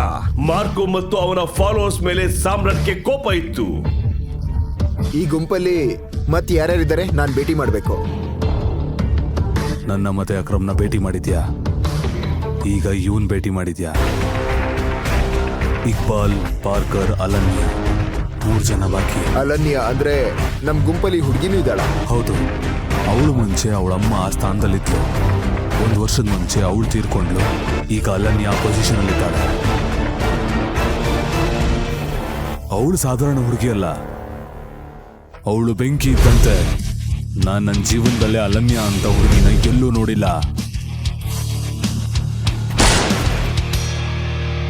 ಬ್ಯೂಟಿ, ಬ್ರೈನ್, ಶಕ್ತಿ ಎಲ್ಲ ಇದೆ ಅವಳ ಹತ್ರ. ನನಗೆ ಅರ್ಥ ಆಗ್ಲಿಲ್ಲ. ಹಠವಾದಿ. ಅವಳು ಹಠದ ಮುಂದೆ ನನ್ನ ಹಠ ಸಹ ಕಡಿಮೆನೆ. ಹೇಳಕ್ ಮಾತ್ರ ನಮ್ಮ ಟೀಮಲ್ಲಿ ಅವಳೊಬ್ಳು ಹುಡುಗಿ, ಆದ್ರೆ ನಮ್ಮ ಟೀಮಲ್ಲಿ ಇರುವ ಎಲ್ಲರಿಗಿಂತ ಅವಳೆ ಶಕ್ತಿಶಾಲಿ ಮತ್ತು ಬುದ್ಧಿವಂತೆ. ಇದನ್ನ ಕೇಳುತ್ತಿದ್ದಂತೆ ಸಾಮ್ರಾಟ್ಗೆ ಅರ್ಥ ಆಯ್ತು ಬಾಲರಾಜ್ನ ಗುರಿ ಏನು ಅಂತ. ಸಾಮ್ರಾಟ್ ಟೈಗರ್ ಅಂತ ಅವಳಿಗೆ ಗೊತ್ತಾದ್ರೆ ಏನಾಗುತ್ತೆ, ಅವನಿಗೆ ತೊಂದರೆ ಆಗುತ್ತಾ? ಆದ್ರೂ ಅವನಿಗೆ ಇದನ್ನ ಎದುರಿಸ್ಬೇಕಂತ ಅನಿಸ್ತಿತ್ತು. ಸಾಮ್ರಾಟ್ಗೆ ಅವಳನ್ನ ಬೇಗ ಮೀಟ್ ಮಾಡಬೇಕು ಅನಿಸ್ತು. ಅಷ್ಟರಲ್ಲಿ ಮ್ಯಾನೇಜರ್ ಡಿಕೆ ಹೇಳಿದ್ರು,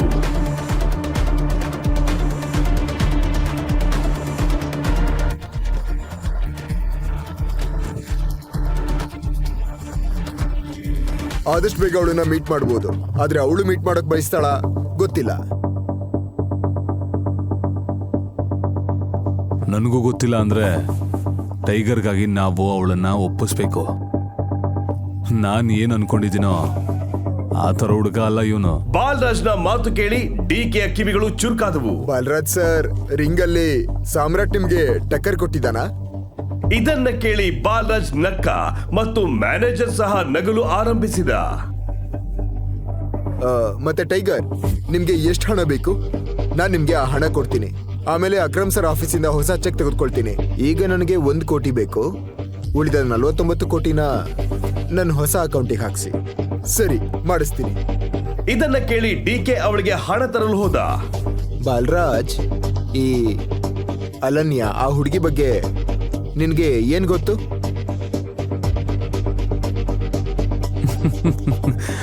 ಅವಳ ಬಗ್ಗೆ ನನ್ಗೆಲ್ಲ ಗೊತ್ತು, ಆದ್ರೆ ಆ ತರ ಅಲ್ಲ. ಅಲ್ಲ, ಆ ರೀತಿ ಅಲ್ಲ. ಬಾಲರಾಜ್, ನಿನ್ಗೆ ಗೊತ್ತು ಏನು ಅಂತ? ಗೊತ್ತು. ಒಂದು ಮಾತು, ಅವಳಿಗೆ ಕೋಪ ಬರಿಸ್ಬೇಡ ಅಷ್ಟೇ. ಮತ್ತೆ ಯಾವುದೇ ಕಾರಣಕ್ಕೂ ಅವಳ ಹಿಂದೆ ಪಪ್ಪಿ ಅಂತೆ ಹೋಗ್ಬೇಡ. ಜೋಕ್ ಮಾತ್ರ ಹೇಳಲೇಬೇಡ. ಜೋಕ್ ಹೇಳೋರ್ ಜೀವನೇ ತೆಗಿತಾಳೆ ಅವಳು. ಮತ್ತೆ ಟೈಗರ್, ನಿನಗೆ ಈಗ ಒಂದು ಕಾರ್ ಅವಶ್ಯಕತೆ ಇದೆ. ನೀನ್ ಈಗಲೇ ಗ್ಲೋ ಮೋಟರ್ಸ್ಗೆ ಹೋಗು. ಅಲ್ಲಿ ನಿನಗೆ ಒಂದು ಕಾರ್ ಕಾಯ್ತಾ ಇದೆ. ನೀನು ಸಾಮ್ರಾಜ್ಯ ಆಳೋಕ್ ಶುರು ಮಾಡಿದ್ಮೇಲೆ ಇವಾಗ ನಾನು ದುಡ್ಡು ಕೊಡ್ತಾ ಇದ್ದೀನಿ. ಇನ್ ಮಿಕ್ಕಿದನ್ನ ಮುಂದೆ ನನಗೆ ಡಬಲ್ ಹಣ ಕೊಡು ಸಾಕು. Okay, thank you.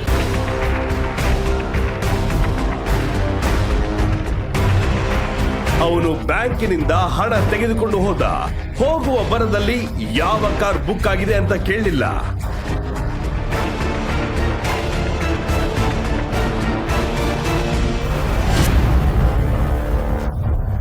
ಅವನು ಕಾರ್ ಶೋರೂಮ್ ಒಳಗೋದ. ಅಲ್ಲಿ ಮ್ಯಾನೇಜರ್ ಯಾರಿಗಾಗೋ ಕಾಯ್ತಿದ್ರು. ಮಿಸ್ಟರ್ ಸಾಮ್ರಾಟ್? ಹಾ, ನಾನೇ Samrat. Hi sir, please come, let's go. ಸ್ವಲ್ಪ ಸಮಯದ ನಂತರ ಸಾಮ್ರಾಟ್ನನ್ನ ಒಂದು ಗ್ಯಾರೇಜ್ಗೆ ಕರ್ಕೊಂಡು ಬಂದ. ಸರ್, ಇದೇ ಕಾರು. ನಾನು ಪೇಪರ್ಸ್ ರೆಡಿ ಮಾಡ್ತೀನಿ, ನೀವು ಕಾರ್ ನೋಡಿ. ಅದು ತುಂಬಾ ದುಬಾರಿ ಕಾರು. ಆದರೆ ಯಾರಿಗೂ ಅನುಮಾನ ಬರಬಾರ್ದಂತ ಅದನ್ನ ಈ ರೀತಿಯಾಗಿ ರೆಡಿ ಮಾಡಿಸಿದ ಬಾಲರಾಜ್. ಕಾರನ್ನ ನೋಡಿ ಸಾಮ್ರಾಟ್ಗೆ ತುಂಬಾ ಖುಷಿ ಆಯ್ತು.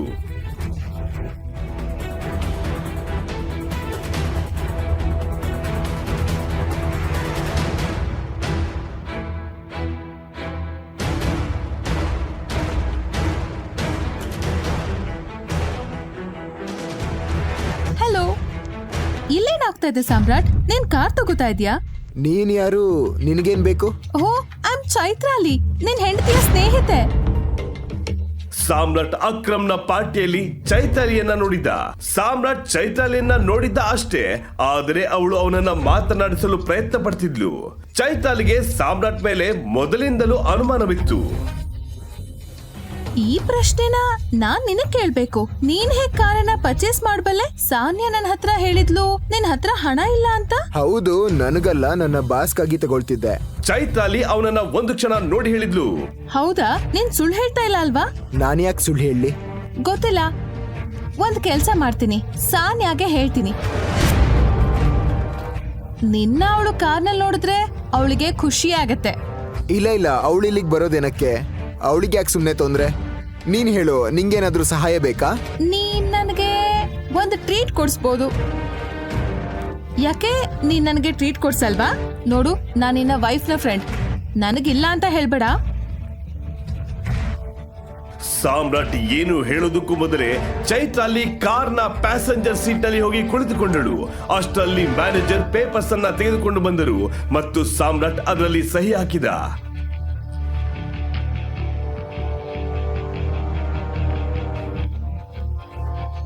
ಸಾಮ್ರಾಟ್ ಡ್ರೈವಿಂಗ್ ಸೀಟ್ ನಲ್ಲಿ ಕುಳಿತು ಹೊರಟ. ಅವನಿಗೆ ಗೊತ್ತಿತ್ತು ಚೈತ್ರಾಲಿ ಒಬ್ಬ ಶ್ರೀಮಂತರ ಮಗಳು ಅಂತ. ಸಾಮ್ರಾಟ್ ಅವಳನ್ನ ಅಕ್ರಮ್ ಅವರ ಹೋಟೆಲ್ಗೆ ಕರ್ಕೊಂಡು ಹೋಗಲು ನಿರ್ಧರಿಸಿದ. ಚೈತ್ರಾಲಿ ರಸ್ತೆ ಉದ್ದಕ್ಕೂ ಸಾಮ್ರಾಟ್ ಅನ್ನೇ ನೋಡ್ತಿದ್ಲು. ಸಾಮ್ರಾಟ್ಗೆ ಗೊತ್ತಿರಲಿಲ್ಲ ಅವಳಿಗೆ ಏನ್ ಬೇಕು ಅಂತ. ಅಷ್ಟರಲ್ಲಿ ಹೋಟೆಲ್ ಬಂತು. ಬಿಸ್ನೆಸ್ ಅಲ್ಲಿ ಅಕ್ರಮ್ ಯಾರ ಮಾತನ್ನು ಕೇಳಲ್ಲ, ಗೊತ್ತಾಯ್ತಾ? ಸರಿ, ನಾನು ಆಮೇಲೆ ಕಾಲ್ ಮಾಡ್ತೀನಿ. ಟೈಗರ್, ಸಾಮ್ರಾಟ್ನ ಫೋನ್ ರಿಂಗ್ ಆಯ್ತು. ಅದು ಅಕ್ರಮ್ನ ಫೋನ್. ಅಕ್ರಮ್, ಹೆಲೋ ಟೈಗರ್, ಏನಾಯ್ತು? ನನ್ನ ಆಫೀಸ್ ಹತ್ರ ನಿನ್ ಕಾರ್ ಬರೋದನ್ನ ನೋಡ್ದೆ. ಏನಾದ್ರೂ ಸಮಸ್ಯೆನಾ? ಎಲ್ಲ ಓಕೆನಾ? ಹಾ ಹೌದು, ಅದು ಹೋಟೆಲಲ್ಲಿ ಯಾರ ಜೊತೆಗೋ ಲಂಚಿಗೆ ಬಂದಿದ್ದೆ ನಾನು. ಹೌದೌದು, ಗೊತ್ತಾಯ್ತು. ನೀನ್ ಮೊದಲು ಈ ಕೆಲಸ ಮಾಡು, ನನ್ನ ಆಫೀಸಿಗೆ ಬಾ. ನಾನು ನಿಂಗೆ ನನ್ನ VIP ಕಾರ್ಡ್ ಕೊಡ್ತೀನಿ. ನಿಮ್ಮಿಬ್ರಿಗೂ VIP ಟ್ರೀಟ್ಮೆಂಟ್ ಸಿಗುತ್ತೆ. ಏನಾಯ್ತು, ಹೋಗೋಣವಾ? ನೀನು ಇಲ್ಲೇ ಇರು, ನಂಗೊಂದು ಇಂಪಾರ್ಟೆಂಟ್ ಕೆಲಸ ಇದೆ, ಮುಗಿಸ್ಕೊಂಡು ಬರ್ತೀನಿ. ಅವನು ಮೇಲೆ ಹೋಗ್ತಿರೋದನ್ನ ಚೈತ್ರಾಲಿ ನೋಡ್ತಿದ್ಲು. ಅವಳಿಗೆ ಗೊತ್ತಿತ್ತು ಅದು ಅಕ್ರಮ್ ಶರಣ್ ಆಫೀಸ್ ಅಂತ. ಚೈತ್ರಾಲಿಗೆ ಅನುಮಾನ ಬಂತು, ಅವನು ಯಾಕೆ ಅಲ್ಲಿಗೆ ಹೋಗ್ತಿದ್ದಾನೆ, ಅಕ್ರಮ್ ಸರ್ ಜೊತೆ ಅವನಿಗೆ ಏನ್ ಕೆಲಸ ಅಂತ. ಮುಂದೆ ಏನಾಗುತ್ತದೆ? ಚೈತ್ರಾಲಿಗೆ ಸಾಮ್ರಾಟ್ ಯಾರು ಅಂತ ಗೊತ್ತಾಗುತ್ತದ? ಅಕ್ರಮ್ ಸಾಮ್ರಾಟ್ ನನ್ನ ಮೇಲೆ ಬರಲು ಯಾಕೆ ಹೇಳಿದ? ಹೋಗೋಣವಾ? ಇಬ್ಬರು ಹೋಟೆಲ್ ಒಳಗೆ ಹೋದ್ರು ಮತ್ತು ಒಂದು ಟೇಬಲ್ ನಲ್ಲಿ ಕುಳಿತರು. ಅವನು ಬೇಕಂತಲೇ ಚೈತ್ರಾಲಿ ಅಂತ ಅಷ್ಟು ನೋಡ್ತಿರ್ಲಿಲ್ಲ. ಚೈತ್ರಾಲಿ ಮಾತ್ರ ಅವನನ್ನೇ ನೋಡ್ತಿದ್ಲು. ಏನಾಯ್ತು? ಎಲ್ಲ ಸರಿ ಇದೆ ತಾನೆ? ಹೌದು, ಎಲ್ಲ ಫೈನ್. ಮತ್ತೆ ನೀನು ಈ ಆಫೀಸ್ ನಲ್ಲಿ ಕೆಲಸ ಮಾಡ್ತೀಯಾ? ಏನಾದ್ರೂ ಆರ್ಡರ್ ಮಾಡೋಣ, ನನಗೆ ತುಂಬಾ ಹೊಟ್ಟೆ ಹಸಿತಾ ಇದೆ. ಹಾ ವೇಟರ್. ಸಾಮ್ರಾಟ್ ಚೈತ್ರಾಲಿಯ ಮಾತುಗಳನ್ನ ಇಗ್ನೋರ್ ಮಾಡ್ತಿದ್ದ. Hi sir, how may I help you? ನೀನ್ ನನ್ನಿಂದ ಏನಾದ್ರೂ ಮುಚ್ಚಿಡ್ತಾ ಇದೀಯಾ? ಇಲ್ಲ, ನಾನ್ಯಾಕೆ ನಿನ್ನಿಂದ ಏನಾದ್ರೂ ಮುಚ್ಚಿಡ್ಲಿ? ಹಾಗೇನೂ ಇಲ್ಲ. ಒಂದ್ ಸೆಕೆಂಡ್. ಸಾಮ್ರಾಟ್ ಮತ್ತು ಚೈತ್ರಾಲಿ ಅವರ ಆರ್ಡರ್ ಕೊಟ್ಟರು ಮತ್ತು ವೇಟರ್ ಅಲ್ಲಿಂದ ಹೋದ. ಆದ್ರೆ ಚೈತ್ರಾಲಿಯ ಪ್ರಶ್ನೆಗಳು ಮಾತ್ರ ಮುಗ್ದಿರಲಿಲ್ಲ. ಹಾಗಿದ್ರೆ ನೀನ್ ಏನ್ ಕೆಲಸ ಮಾಡ್ತೀಯಾ? ನಾನು AK ಪ್ರೈವೇಟ್ ಲಿಮಿಟೆಡ್ನಲ್ಲಿ ಚಿಕ್ಕ ಜಾಬ್ ಮಾಡ್ತೀನಿ ಅಷ್ಟೇ. ಅದು ಅಕ್ರಮ್ ಸರ್ ಅವರ ಕಂಪ್ನಿ ಅಲ್ವಾ? ಹೌದು, ರೈಟ್. ಹಲೋ ಗಾರ್ಜಿಯಸ್, ನೀನ್ ತುಂಬಾ ಸುಂದರವಾಗಿದೀಯಾ.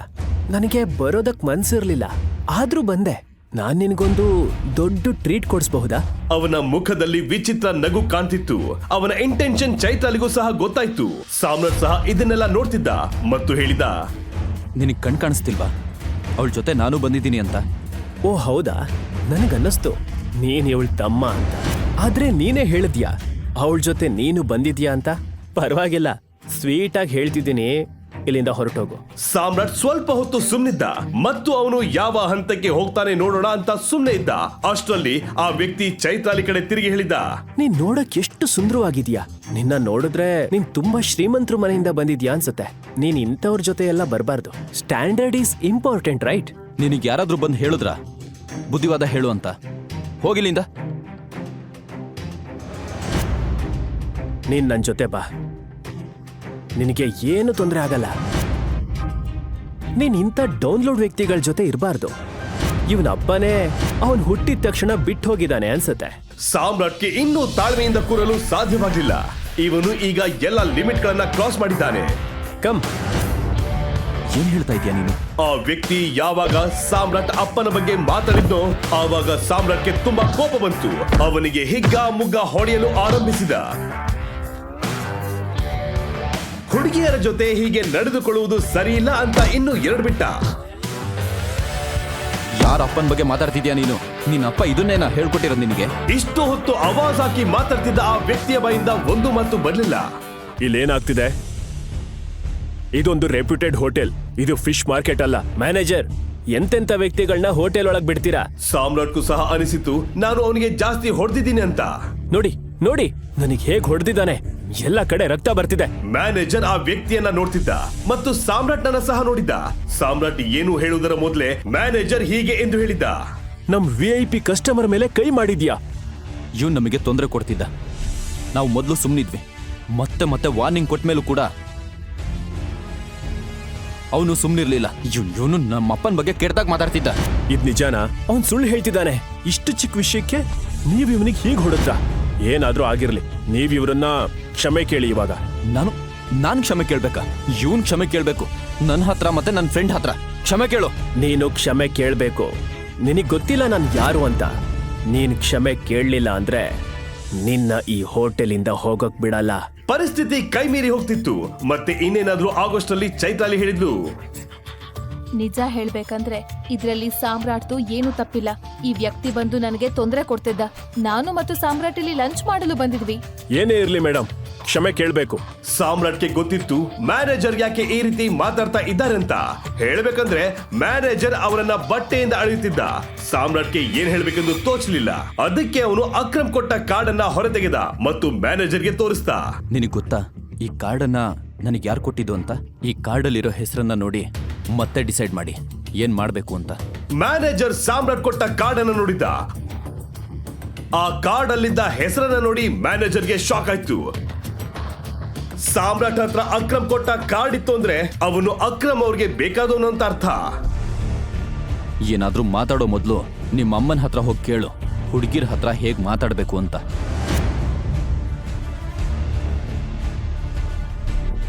ಸಾಮ್ರಾಟ್ ಚೈತಾಲಿಯನ್ನ ಅವನ ಜೊತೆ ಕರ್ಕೊಂಡು ಅಲ್ಲಿಂದ ಹೊರಟ. ಇಬ್ರು ಒಂದು ಕಾರಲ್ಲಿ ಕುಳಿತರು. ಆದ್ರೆ ಯಾರು ಮಾತಾಡ್ತಿರ್ಲಿಲ್ಲ. ಆಗಿದ್ದೆಲ್ಲ ಆಯ್ತು. ಆದ್ರೆ ಸಾಮ್ರಾಟ್ ಇದನ್ನೇ ಯೋಚಿಸುತ್ತಿದ್ದ, ಚೈತಾಲಿಯ ತಲೆಯಲ್ಲಿ ಏನ್ ನಡೀತಿದೆ ಅಂತ.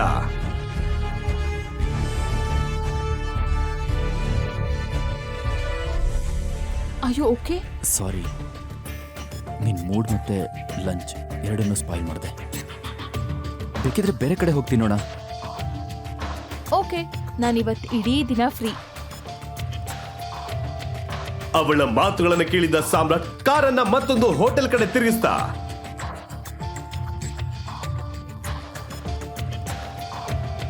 ಇಬ್ಬರು ಹೋಟೆಲ್ ತಲುಪಿದರು.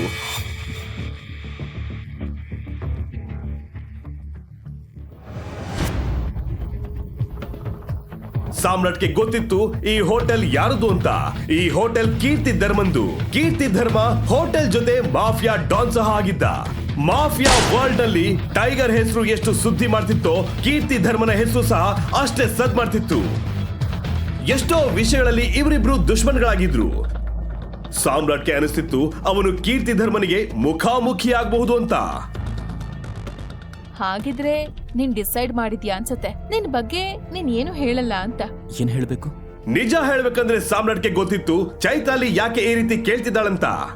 ಕಮಾನ್, ಈಗ ಹೇಳು, ಎಷ್ಟು ದೊಡ್ಡ ಸೀಕ್ರೆಟ್ ಆದ್ರೂ ಏನು? ಏನು ಗೊತ್ತಾಗ್ಬೇಕು ನಿಂಗೆ? ನಿನ್ ಹತ್ರ ಕೇಳ್ತಾ ಇದೀನಿ ಅಂದ್ರೆ ನಿನ್ ಬಗ್ಗೆನೇ ಅಲ್ವಾ? ನನ್ ಬಗ್ಗೆ ಹೇಳೋಕೆ ಅಷ್ಟೇನೂ ಇಲ್ಲ. ಸಾಮ್ರಾಟ್ ಹೀಗಂತ ಹೇಳಿ ಆ ಕಡೆ ಈ ಕಡೆ ನೋಡಲು ಆರಂಭಿಸಿದ. ಈ ಸಮಯದಲ್ಲಿ ಕೀರ್ತಿ ಧರ್ಮ ಬಾಸ್ ಅವರ ಹೆಸರು ಗುರ್ಗಾಂವ್ ಮಾತ್ರ ಅಲ್ಲ, ಇಡೀ ಇಂಡಿಯಾನಲ್ಲಿ ಕೇಳಿಸ್ತಿದೆ. ಹೌದು, ಟೈಗರ್ ಮಾರ್ಕೆಟ್ ನಿಂದ ಡಿಸಪಿಯರ್ ಆದ್ಮೇಲೆ ಟೈಗರ್ ಹೆಸರು ಮಾಯವಾಗಿ ಹೋಯ್ತು. ಆಗ ಅವನ ಕಣ್ಣು ಗಂಭೀರವಾಗಿ ಮಾತಾಡ್ತಿದ್ದ ಕೆಲವರ ಕಡೆ ಬಿತ್ತು. ಟೈಗರ್ ಬಗ್ಗೆ ಅವರು ಹೀಗೆ ಯಾಕೆ ಮಾತಾಡ್ತಿದ್ದಾರೆ ಎಂಬುದು ಅವನಿಗೆ ಅರ್ಥವಾಗಲಿಲ್ಲ. ಹೇಳು ಸಾಮ್ರಾಟ್, ನೀನ್ ನನ್ನಿಂದ ಏನಾದ್ರೂ ಮರೆ ಮಾಡ್ತಿದ್ಯಾ? ಇಲ್ಲ, ನಾನು ಯಾಕೆ ನಿನ್ನಿಂದ ಏನು ಮುಚ್ಚಿಡ್ಲಿ?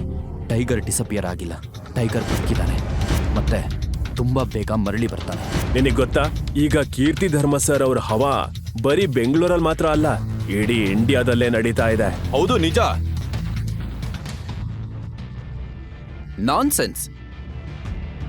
ನಾನ್ಸೆನ್ಸ್ ಮಾತನ್ನ ನೀನ್ ಆಡ್ತಾ ಇದೀಯಾ.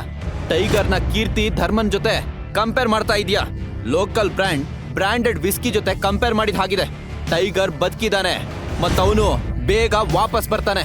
ಜಾನಿ ಎಂಬ ಈ ವ್ಯಕ್ತಿ ಹೇಳಿದ ಮಾತುಗಳನ್ನು ಕೇಳಿ ಸಾಮ್ರಾಟ್ಗೆ ಶಾಕ್ ಆಯ್ತು. ಸಾಮ್ರಾಟ್ಗೆ ತಿಳಿಯಬೇಕಿತ್ತು ಈ ವ್ಯಕ್ತಿ ಸುಮ್ಮನೆ ಬಾಯಿಗೆ ಬಂದಂತೆ ಹೇಳ್ತಿದ್ದಾನ ಅಥವಾ ಅವರಿಗೆ ಏನಾದ್ರೂ ನಿಜವಾಗ್ಲೂ ಗೊತ್ತಿತ್ತಾ ಅಂತ. ಮುಂದೆ ಏನಾಗುತ್ತೆ ಸಾಮ್ರಾಟ್ಗೆ ನಿಜ ಗೊತ್ತಾಗುತ್ತಾ ಮತ್ತು ಚೈತಾಲಿ ಅವನ ಬಾಯಿಂದ ನಿಜ ಹೇಳಿಸ್ತಾಳ? ಸಾಮ್ರಾಟ್ ಅವರ ಮಾತುಗಳನ್ನ ಗಮನವಿಟ್ಟು ಕೇಳ್ತಿದ್ದ. ಸಾಮ್ರಾಟ್ ಜೊತೆ ಈಗ ಚೈತಾಲಿ ಸಹ ಅವರ ಮಾತುಗಳನ್ನ ಕೇಳಿಸ್ಕೊಳ್ತಿದ್ಲು.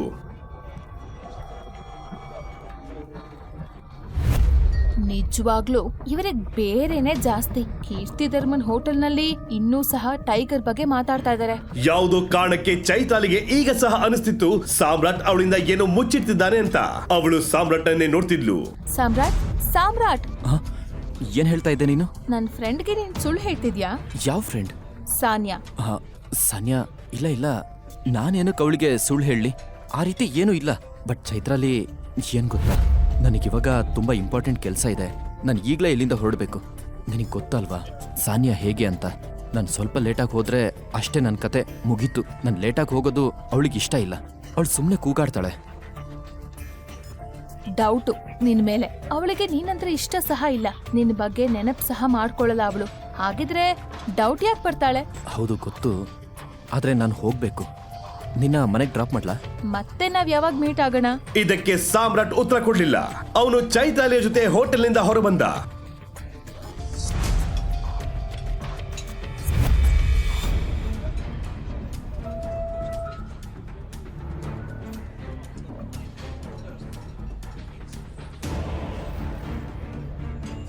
ಹೊರ ಬರುತ್ತಿದ್ದಂತೆ ಸಾಮ್ರಾಟ್ ಅದೊಂದು ದೃಶ್ಯ ನೋಡ್ದ. ಒಂದಷ್ಟು ಗೂಂಡಗಳು ಜಾನಿಗೆ ಹೊಡಿತಿದ್ರು. ಯಾಕೆ ಇವನನ್ನು ಹೊಡಿತಿದ್ದೀರಾ? ನೀನ್ ಯಾರೋ ಕೇಳಕ್ಕೆ? ನಾನು ಯಾರೋ ಬಿಡು, ಉತ್ತರ ಕೊಡು. ಜೀವನದಲ್ಲಿ ನೆಮ್ಮದಿಯಾಗಿರ್ಬೇಕು ಅಂದ್ರೆ ಇಲ್ಲಿಂದ ಹೊರಟು ಹೋಗು, ಇಲ್ಲ ಅಂದ್ರೆ ನಿಂಗೂ ಬೀಳುತ್ತೆ. ಅಯ್ಯೋ, ಈ ಡೈಲಾಗ್ ನಾನು ಹೇಳಬೇಕು ಅಂತ ಅನ್ಕೊಂಡಿದ್ದೆ. ನನ್ನ ಡೈಲಾಗ್ ಅಂತೂ ನೀನು ಕದ್ದೆ. ನಿನಗೀಗ ಜಾಸ್ತಿ ಒದೆ ಬೀಳುತ್ತೆ. ಏ ಹೀರೋ, ಬೆಂಗಳೂರಲ್ಲಿ ಹೀರೋಗಿರಿ ನಡೆಯಲ್ಲ. ಸುಮ್ಮನೆ ಇಲ್ಲಿಂದ ಹೊರಟು ಹೋಗು, ಇಲ್ಲ ಅಂದ್ರೆ ಒಂದು ಗುಂಡಿ ತೋಡೋ ಬದಲು 2 ತೋಡಬೇಕಾಗುತ್ತೆ. ಸಾಮ್ರಾಟ್ ಇದಕ್ಕೆ ಯಾವ ಉತ್ತರ ಕೊಡ್ಲಿಲ್ಲ. ಅವನು ಆ ಗೂಂಡಗಳನ್ನ ನೋಡ್ತಾ ಎಷ್ಟು ಜನ ಇದ್ದಾರೆ ಅಂತ ಕೌಂಟ್ ಮಾಡ್ತಿದ್ದ. ಜಾನಿ ಸ್ವಲ್ಪ ಹಿಂದೆ ಸರಿದ. ಸಾಮ್ರಾಟ್ ಮುಂದೆ ಬಂದು ನಿಂತ.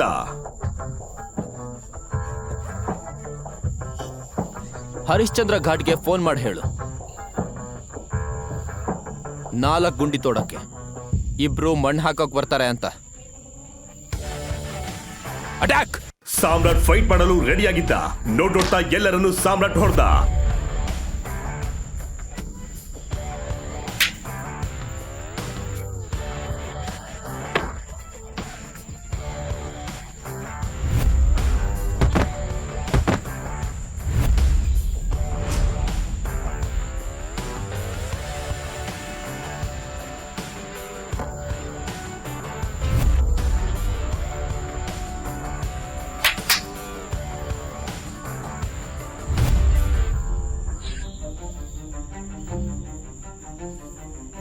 ನನ್ನ ಕಥೆ ಮುಗಿತು ಅನ್ಕೊಂಡಿದ್ದ ಜಾನಿ ಈ ಫೈಟ್ ಅನ್ನು ನೋಡಿ ಶಾಕ್ ಆದ.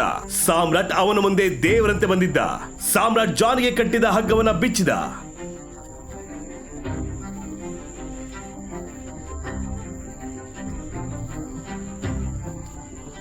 ಬ್ರದರ್, ನೀನ್ ಯಾರು? ನನ್ ಪ್ರಾಣ ಯಾಕೆ ಉಳಿಸ್ದೆ? ಸಾಮ್ರಾಟ್ ಅವನಿಗೆ ಏನೂ ಉತ್ತರ ಕೊಡ್ಲಿಲ್ಲ. ಬರೀ ಅವನ ಕಣ್ಣುಗಳನ್ನೇ ನೋಡ್ತಿದ್ದ ಜಾನಿ ಮಾತ್ರ ಉತ್ತರಕ್ಕೆ ಕಾಯ್ತಿದ್ದ. ನಾನು ಯಾರು ಅನ್ನೋದನ್ನ ನಿನಗೆ ಹೇಳ್ತೀನಿ, ಆದ್ರೆ ನೀನು ಆ ವಿಷಯವನ್ನ ಯಾರಿಗೂ ಹೇಳಬಾರ್ದು. ಸಾಮ್ರಾಟ್ ಅವನ ಜೀವವನ್ನೇ ಉಳಿಸಿದ್ದ. ಅವನಿಗಾಗಿ ಒಂದು ರಹಸ್ಯವನ್ನ ಅವನು ಸೀಕ್ರೆಟ್ ಆಗಿ ಇಟ್ಕೊಳ್ತಿದ್ದ. ನಾನು ಟೈಗರ್. ಇದನ್ನ ಹೇಳಿ ಅವನು ಅಲ್ಲಿಂದ ಹೊರಟ. ಜಾನಿಗೆ ಶಾಕ್ ಆಯ್ತು. ಅವನಿಗೆ ಸಿಡಿಲು ಬಡ್ದಂತಾಯ್ತು. ಕಣ್ಣು ಮಿಟಿಗಿಸ್ದೆ ಅವನು ಸಾಮ್ರಾಟ್ನೇ ನೋಡ್ತಿದ್ದ. ಅವನಿಗೆ ತಿಳಿಯಲಿಲ್ಲ ಅವನು ಕನ್ಸ್ ಕಾಣ್ತಿದ್ದನೋ ಅಥವಾ ನಿಜಾನೋ ಅಂತ.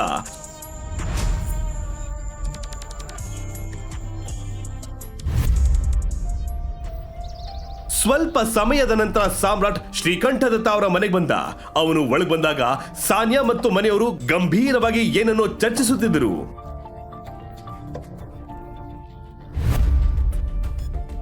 ನನ್ಗಂತೂ ಗೊತ್ತಾಗ್ತಾ ಇಲ್ಲ ಏನ್ ಮಾಡ್ಬೇಕು ಅಂತ. ನಾವು ಪೃಥ್ವಿ ಹತ್ರ ಮಾತಾಡ್ಬೇಕು, ಅಕ್ರಮ್ ಸರ್ ಜೊತೆ ಮಾತಾಡು ಅಂತ. ಇವಾಗ ಅವನಷ್ಟೇ ನಮಗೆ ಹೆಲ್ಪ್ ಮಾಡಬಹುದು.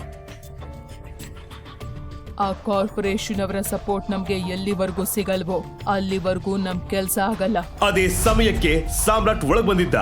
ಅವರ ಮಾತುಗಳನ್ನು ಕೇಳಿ ಸಾಮ್ರಾಟ್ಗೆ ಸಂಪೂರ್ಣವಾಗಿ ಅರ್ಥವಾಗ್ಲಿಲ್ಲ ಅವರು ಏನ್ ಮಾತಾಡ್ತಿದ್ದಾರೆ ಅಂತ. ಆದ್ರೆ ಇದಂತೂ ಸ್ಪಷ್ಟವಾಗಿತ್ತು, ಸಾನ್ಯಾ ಕಂಪನಿ ಯಾವುದೋ ತೊಂದರೆಯಲ್ಲಿ ಇದೆ ಅಂತ. ಏನಂತ ಮಾತಾಡ್ತಾ ಇದ್ದೀರಾ ನೀವು? ಈ 2 ಕಂಪನಿ ನಡೆಸ್ತಾ ಇರೋದು ಟೈಗರ್. ಆಮೇಲೆ ನಮ್ಮಂತವ್ರು ಟೈಗರ್ನ ಭೇಟಿ ಮಾಡಲು ಸಹ ಆಗೋದಿಲ್ಲ. ಇಲ್ಲಿವರೆಗೂ ಅವನನ್ನ ಯಾರು ನೋಡೋ ಸಹ ಇಲ್ಲ ಅಂದ್ರೆ ಅವರನ್ನ ಮೀಟ್ ಹೇಗ್ ಮಾಡಕ್ಕಾಗತ್ತೆ? ಮತ್ತೆ ಚಿರಾಗ್ ನಮಗೆ ಸಹಾಯ ಮಾಡಬಹುದಾ? ನಾನು ಒಂದ್ ಕೆಲ್ಸ ಮಾಡ್ತೀನಿ, ಸಾನ್ಯಾ ಮತ್ತು ಚಿರಾಗ್ ಮದುವೆನ ಫಿಕ್ಸ್ ಮಾಡ್ತೀನಿ. ಹೇಗಿದ್ರು ಈ ಸಾಮ್ರಾಟ್ ಒಬ್ಬ ಕೆಲ್ಸಕ್ ಬಾರ್ದವನು. ಸಾಮ್ರಾಟ್ ಎಷ್ಟೇ ಸುಸ್ತಾಗಿದ್ರು ಪರವಾಗಿಲ್ಲ, ಮುಖದ ಮೇಲೊಂದು ನಗು ಮೂಡ್ಸ್ಕೊಳ್ತಾ ಅವರ ಮುಂದೆ ಬಂದ. ಅವನು ಏನ್ ಮಾಡಿ ಬಂದಿದ್ದಾನೆ ಅಂತ ಅವರಿಗೆ ಗೊತ್ತಾಗಬಾರ್ದು ಅಷ್ಟೇ. ನಮಸ್ಕಾರ.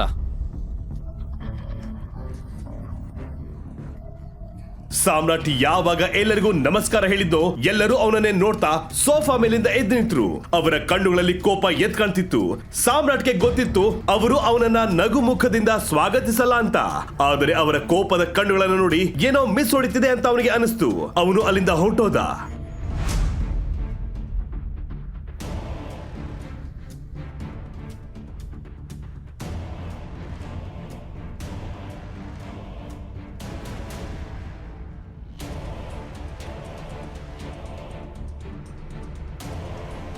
ಅಷ್ಟಕ್ಕೂ ಯಾಕೆ ಅವರು ಸಾಮ್ರಾಟ್ ಮೇಲೆ ಅಷ್ಟು ಕೋಪ ಮಾಡ್ಕೊಂಡಿದ್ದಾರೆ? ಸಾನ್ಯಾ ಕಂಪನಿಗೆ ಏನ್ ತೊಂದರೆ ಆಗಿದೆ? ಸಾಮ್ರಾಟ್ ಆ ತೊಂದರೆಯನ್ನ ಬಗೆಹರಿಸ್ತಾನ? ಮುಂದೆ ಏನಾಗುತ್ತದೆ ಅಂತ ತಿಳಿದುಕೊಳ್ಳಲು ಈಗ ನೀವು ಪಾಕೆಟ್ ಎಫ್ಎಂ ನಲ್ಲಿರೋ ಎಲ್ಲಾ ಶೋಗಳನ್ನ ಈಸಿಯಾಗಿ ಕೇಳಬಹುದು. ಈಗಲೇ ಡೌನ್ಲೋಡ್ ಮಾಡಿ ಪಾಕೆಟ್ ಎಫ್ಎಂ ಮತ್ತು ಕೇಳಿ ದೇಶ ವಿದೇಶದಲ್ಲಿ ಫೇಮಸ್ ಆಗಿರೋ ಟೈಗರ್ ರಿಟರ್ನ್ಸ್ ಅನ್ನೋ ಮೈ ನವಿರೇಳಿಸೋ ಕಥೆಯನ್ನ.